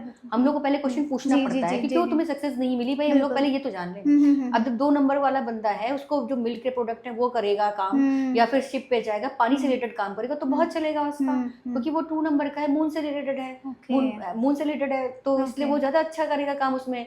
तो हम उससे ये कहेंगे तुम भाई ये है और तुम जाके सेना में कैसे चले जाओगे? तो उसको तो दिल्ली वो तलवार उठाई बिल्कुल, कहाँ पड़ेगा, बिल्कुल, वो बिल्कुल, बंदूक है उठा ही ही नहीं नहीं, पाएगा, क्योंकि वो उसके तो दिल मून पे है, मून को रिप्रेजेंट कर रहा है, तो वो तो उसके अंदर बनता ही तो नहीं वो है वही वो उसमें। नर्चरिंग वाला नहीं, केयरिंग वाला जी, बंदा, जी, तो जी, वो जी, तलवार सॉफ्ट कैसे हार्टेड उठाएगा? है, हाँ। वो सॉफ्ट हार्टेड जी। है, तो वो कैसे तलवार उठा लेगा या बंदूक उठा लेगा किसी को मारने के लिए? अच्छा, एक और चीज़ मैं पूछना चाहूँगी, जैसे आप नंबर को डिनोट करें, लाइक 2 नंबर है, 3 नंबर है, तो जब हम कोई नंबर निकालते हैं किसी पर्सन का, तो वो क्या सिर्फ डेट ऑफ बर्थ में सिर्फ उसका मंथ को कंसीडर करते हैं, आगे वाली जो डेज होते हैं उनको कंसीडर करते हैं, या फिर तीनों को ही क्लब करके तीनों निकाला को ही जाता है? क्लब करके निकाला जाता है नंबर। अच्छा, ठीक हाँ, है। वो सब पूरी डेट ऑफ बर्थ को आपको क्लब करके निकालता है। जैसे कि आपकी डेट ऑफ बर्थ है 27 जनवरी 1995। हाँ, तो फिर आपका नंबर आता है 9 जी। एंड फिर लास्ट में 7 आता है, व्हाट आई गेस। ओके। हाँ, तो इसीलिए 9 एंड 7 का कॉम्बिनेशन आपका बनेगा, क्योंकि इस हिसाब से पूरी हमने डेट ऑफ बर्थ वो पूरी कैलकुलेट करके हर नंबर को जोड़ा जाता है, क्योंकि सेंचुरी नंबर भी इसमें जोड़ा जाता है। लेकिन हम जब ग्रिड बनाते हैं वैदिक वगैरह में, तो उसमें हम सेंचुरी को छोड़ देते हैं। ओके। वो that is all together different matter, क्योंकि वो बहुत डीप में हो जाएगा। और क्या नेम को भी कंसीडर किया जाता है जब न्यूमरोलॉजी को देखते हैं हम लोग? नेम या उनके लेटर्स? हाँ, देखिए सीधी सी बात है कि वाइब्रेशन बहुत मैटर करती है। वही वाली बात आती है यहाँ पर भी, एनर्जी, एवरीथिंग इज एनर्जी। अब जैसे नंबर, कोई भी नंबर से आप पैदा किए हो, तो पैदा हुए हो जिस नंबर को लेके, उसकी एनर्जी आपके बॉडी में होगी, है ना? ठीक है, उसी टाइप के पर्सन हो गए। तो जो नाम आपको रखा गया तो वो भी किसी ना किसी वाइब्रेशन पे वाइब्रेट कर रहा होगा, राइट ना? तो वही वो वाइब्रेशन भी आपको बहुत वर्कआउट करती है, बहुत ज़्यादा मैटर करती है। जैसे कि अब मेरे नाम में मंजरी है, अगर मेरे नाम में, मेरे नाम में भी यही हुआ था कि हाई स्कूल इंटर तक मेरा तो MANJARI था, JARI था। और फिर इसके बाद मेरा पैन कार्ड वगैरह बना, अपने आप ही ड्रॉप हो गया। तो वो दैट वाज यूनिवर्स का मैसेज। मैंने देखा जो उसका टोटल रहा 30 आ रहा है। अब टोटल 30 आने का मतलब ये था कि मेरे पास मैंने बहुत सारी पढ़ाई की, मैंने बहुत सारी चीजें इधर से उधर से कर ली। वो 30 जो है नंबर आया, वो जुपिटर के मुझे लेके चला गया, मैंने बहुत सारी नॉलेज गेन कर ली। मैंने डबल MA कर लिए, मैंने कुछ और भी कोर्सेज कर लिए, जो भी मुझे लगा पढ़ना था वो मैंने पढ़ लिया।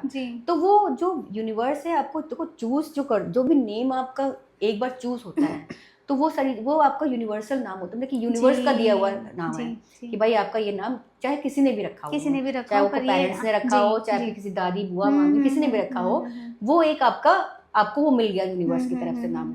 यही मोबाइल नंबर के साथ भी होता है कि वो मोबाइल नंबर आप जाते हो जब लेने के लिए, तो आपको तो पता नहीं होता कौन सा नंबर लेना है, कौन सा नहीं नंबर लेना है। वो आपके पास आया है नंबर, हम्म, है ना, तो वो वाइब्रेट हो रहा है। आपकी गाड़ी का नंबर जो है, जी, आपकी गाड़ी का नंबर क्या है, तो वो गाड़ी का नंबर किस टोटल पे आ रहा है, कैसे आ रहा है ओके, ना। हाँ, अब आपको नहीं पता, कुछ कुछ गाड़ियां होती जैसे आती है, आपने खरीदी हम्म, वैसी गाड़ी, देखा है कि कुछ थोड़ी देर बाद एक्सीडेंट हो कुछ गया, कुछ कुछ थोड़ी देर में प्रॉब्लम आ एक्सीडेंट रही, है, कुछ जी, प्रॉब्लम आ जी, रहा है। तो इसका मतलब वो आपकी एनर्जी जो भी आपका जो जिसके नाम से वो गाड़ी है, वो हो सकता है उस वाले बंदे के को सूट नहीं कर रहा वो नंबर। ओके, तो वो जब भी वो बैठ के जा रहा है, या तो कुछ तो कुछ प्रॉब्लम हो जा रही है, गाड़ी में कुछ दिक्कत हो जा जी, रही है, जी। तो इट मैटर्स अ लॉट, क्योंकि ये नंबर की भी वाइब्रेशन आपके साथ जुड़ती हैं। तो यूथ के लिए ऐसा कोई पर्टिकुलर नंबर जो उन्हें जानना बहुत ज़्यादा ज़रूरी होता है खुद के लिए? मुझे लगता है कि उनको अपना पर्सनैलिटी नंबर और डेस्टिनी नंबर जानना बहुत ज़रूरी होता है, ओके, क्योंकि पर्सनैलिटी नंबर से उनको पता चल जाता है कि वो किस टाइप के पर्सन हैं, और डेस्टिनी नंबर से ये पता चल जाता है कि उन्हें उनका लाइफ पाथ क्या होगा। अब तो जैसे 7 नंबर का अगर सपोज डेस्टिनी नंबर आता है, तो ये मोक्ष का नंबर माना गया है। ओके, तो इसमें क्या होता है, आपके अंदर अपने आप ही ये आएगा कि हम दूसरे की हेल्प करें और अपने ब्लेसिंग्स को अर्न करें, जी, है ना। ये आपके अंदर अपने आप से ये आएगा। डेस्टिनी नंबर, ये डेस्टिनी नंबर है। ओके, अगर डेस्टिनी नंबर आपका 1 आएगा, तो आप फिर बिजनेस करने के लिए ही बने हो, आपको बिजनेस ही करना चाहिए, आपको उसी में ओके, सक्सेस मिलेगी। ओके, इसी तरह सारे नंबर डिनोट करते हैं कि अगर आप 3 नंबर आता है डेस्टिनी नंबर, तो आपकी टीचिंग तो आपके लिए मस्ट है कि आप टीचिंग ही करोगे, क्योंकि वो ओके, जुपिटर का नंबर माना गया है। ओके, जुपिटर हमारे गुरु हैं, जी, तो वो गुरु का नंबर माना गया जी, है। जी, तो अगर ये चाहे ये बेस्ट वो मूला पर्सनैलिटी नंबर हो या डेस्टिनी नंबर हो, अगर पर्सनैलिटी नंबर 3 है, तो आपके अंदर वो ऑटोमेटिकली गुण होंगे कि आप टीचिंग में जाओगे। क्योंकि जी, जैसे मैंने आपको बताया कि कोई बंदे किसी बंदे के नंबर बहुत अच्छे हैं, उसकी कुंडली बहुत स्ट्रांग है, लेकिन वो बंदा क्यों नहीं सक्सेस हो रहा है, तो हमको ये देखना पड़ता है ना कि उस बंदे की एनर्जी क्या है, वो किस एनर्जी पे वाइब्रेट कर रहा है, जी, उसका जी, एटमॉस्फेयर क्या है, हमको जी, ये देखना पड़ता है। तो वो हमें पता चल जाता है कि ये बंदा कुछ करना ही नहीं चाहता है, तो कैसे होगा काम। भले उसकी कुंडली बहुत अच्छी है, अच्छी हो बट खुद वर्कआउट हाँ हार्ड कुछ करे वर्किंग तो हो ना, तो हमें उससे बिल्कुल, एनर्जी से पता चल जाता है कि वो उसके थॉट सबकॉन्शियस माइंड में क्या थॉट है। सबकॉन्शियस माइंड में यही है कि अगर अरे मेरे पापा तो कमा ही रहे हैं, हमें क्या करना, कमा के इतना सारा तो पैसा लगा के रखे हुए हैं, हम तो केवल ऐसे ऐश खाएंगे, करेंगे, ऐसे केवल खाएंगे। उसके दिमाग में थॉट ऑफ यही है, सबकॉन्शियस माइंड में यही है। जी, अगर जी, तो कितनी भी अच्छी कुंडली हो, क्या ही कर लोगे तुम। तो ये मैटर तो करता है, लेकिन कर्म से कोई भी नहीं बच सकता नहीं, है। बिल्कुल, कर्म तो बहुत ही ज़रूरी है, जी, उसके लिए उसके बिना कुछ भी नहीं हो सकता है, जी, क्योंकि आप जैसा कर्म करोगे वैसा ही फल मिलेगा। अब वो आपके ये है कि कभी कभी ऐसा होता है कि कुछ लोग कर्म करते हैं और उनको सक्सेस नहीं नहीं मिलती मिलती है, नहीं हाँ, मिलती है। तो या तो वो गलत फील्ड में है ना, या तो फिर उनका जो जो भी उनके नंबर्स हैं उनके साथ अलाइंड नहीं है। ओके, कुछ तो कहीं ना कहीं हम लोगों को फिर सोल्यूशन ढूंढना पड़ता है कि कौन सी उनकी दशा है, ओके, क्या है। जैसे कि अब जैसे 8 नंबर वाले होते हैं, जो 8 नंबर जी, शनि का जी, जी, नंबर माना जी, जाता है ना, तो वो लोग क्या करते हैं, मेहनत बहुत करते हैं, लेकिन उनको जो रिजल्ट्स होते हैं वो बहुत धीरे मिलते हैं।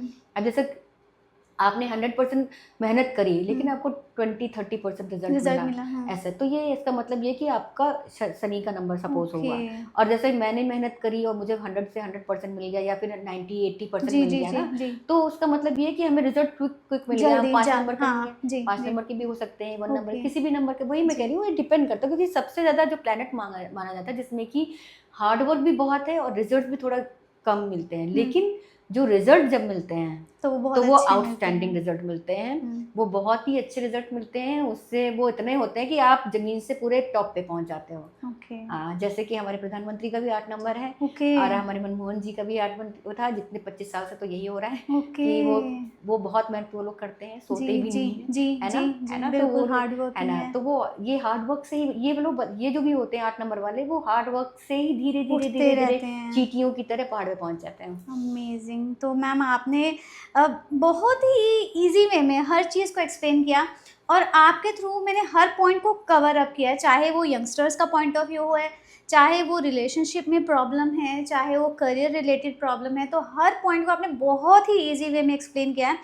और कई बार हम किसी चीज़ के कोर को समझ नहीं पाते, तो एक चीज़ मुझे कोर समझ आ गया है कि it is all about universe, it is all about your feeling, it is all about your vibes, कि आप कैसे किसी चीज़ से कनेक्ट करते हो, और यूनिवर्स ही सब कुछ है जो आपको देगा।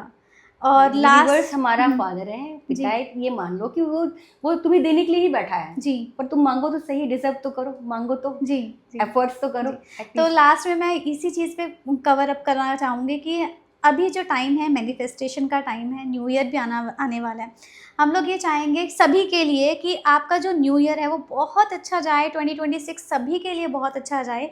तो एक बेस्ट वे कि आप मैनिफेस्टेशन कैसे कर सकते हैं? देखिए, बेस्ट वे तो मैनिफेस्टेशन का सबसे बेस्ट वे यही है कि आप रात में सोने से पहले 10-15 मिनट पहले, जी। जब आप अल्फा मोड में होते हो, तो अपना जर्नलिंग करो, अपनी अफर्मेशंस बोलो और उसको चीज़ को फील करके सो जी। आपका है। और यही प्रोसेस आपको मॉर्निंग में भी करनी है। और एक ग्लास बना लो या बॉटल बना लो जिसमें कि आप अपनी अफर्मेशन चिपका दीजिए। That should be transparent. That should be, कांच की बॉटल Yes, होनी चाहिए right. और ट्रांसपेरेंट ना भी हो तो भी कांच की बॉटल जरूरी जी है। जी जी। ट्रांसपेरेंट भी हो तो बहुत ही अच्छा है। तो उसमें आप चिपका लो, आप डेली उसका पानी पियो है। और विजन बोर्ड लगा लीजिए, आप अपनी विजन बोर्ड लगा सकते हैं। आपके गोल में क्लैरिटी जरूर होनी चाहिए। जी। और जैसे सपोज आप मैनिफेस्टेशन में बहुत लोग ऐसे मैनिफेस्ट करते हैं कि हमें बड़ी सी गाड़ी चाहिए, पर कौन सी चाहिए? क्लियर रखो, विजन क्लियर होना चाहिए, क्लियर आपका होना चाहिए। जी। अगर आप बड़ी सी गाड़ी चाहिए तो आपको कौन सी बड़ी सी गाड़ी चाहिए, आपको वो चीज़ बतानी चाहिए। यहाँ तक कि अगर आप जितना ज़्यादा क्लियर हो गए, जितना ज़्यादा, जैसे सपोज कि आपको गाड़ी बड़ी चाहिए, या तो लंबरगिनी चाहिए या फिर मर्सिडीज चाहिए या कोई भी चाहिए, तो उसमें भी आपको कलर कौन सा चाहिए आपने स्पेसिफाई कर दिया आपने, तो वो उतनी ही जल्दी मैनिफेस्ट होगी। उतनी ही जल्दी मैनिफेस्ट होगी। और आपको अपना विजन बोर्ड के साथ अपनी पिक्चर लगा लोगे तो और भी जल्दी आप उसको देख पाओगे। और fake it to make it बहुत वर्कआउट करता है। प्लस टैरो कार्ड भी यूज कर सकते हो। आप टैरो कार्ड भी यूज कर सकते हो मैनिफेस्ट करने के, क्योंकि टैरो कार्ड एनर्जी बेस्ड होते हैं, उनमें एनर्जी होती है। आप उनकी एनर्जी के थ्रू बहुत जल्दी अपनी मैनिफेस्टेशन कर पाते हो। जी। So thank you so much ma'am, आपने इतने अच्छे वे से हर चीज़ को एक्सप्लेन किया। और ये पॉडकास्ट सभी के लिए बहुत अच्छा जाने वाला है, चाहे वो यंगस्टर है या कोई ओल्ड एज पर्सन है या कोई भी पर्सन है, तो सभी को ये पॉडकास्ट बहुत पसंद आने वाला है। सो thank you so much ma'am, thank you so much for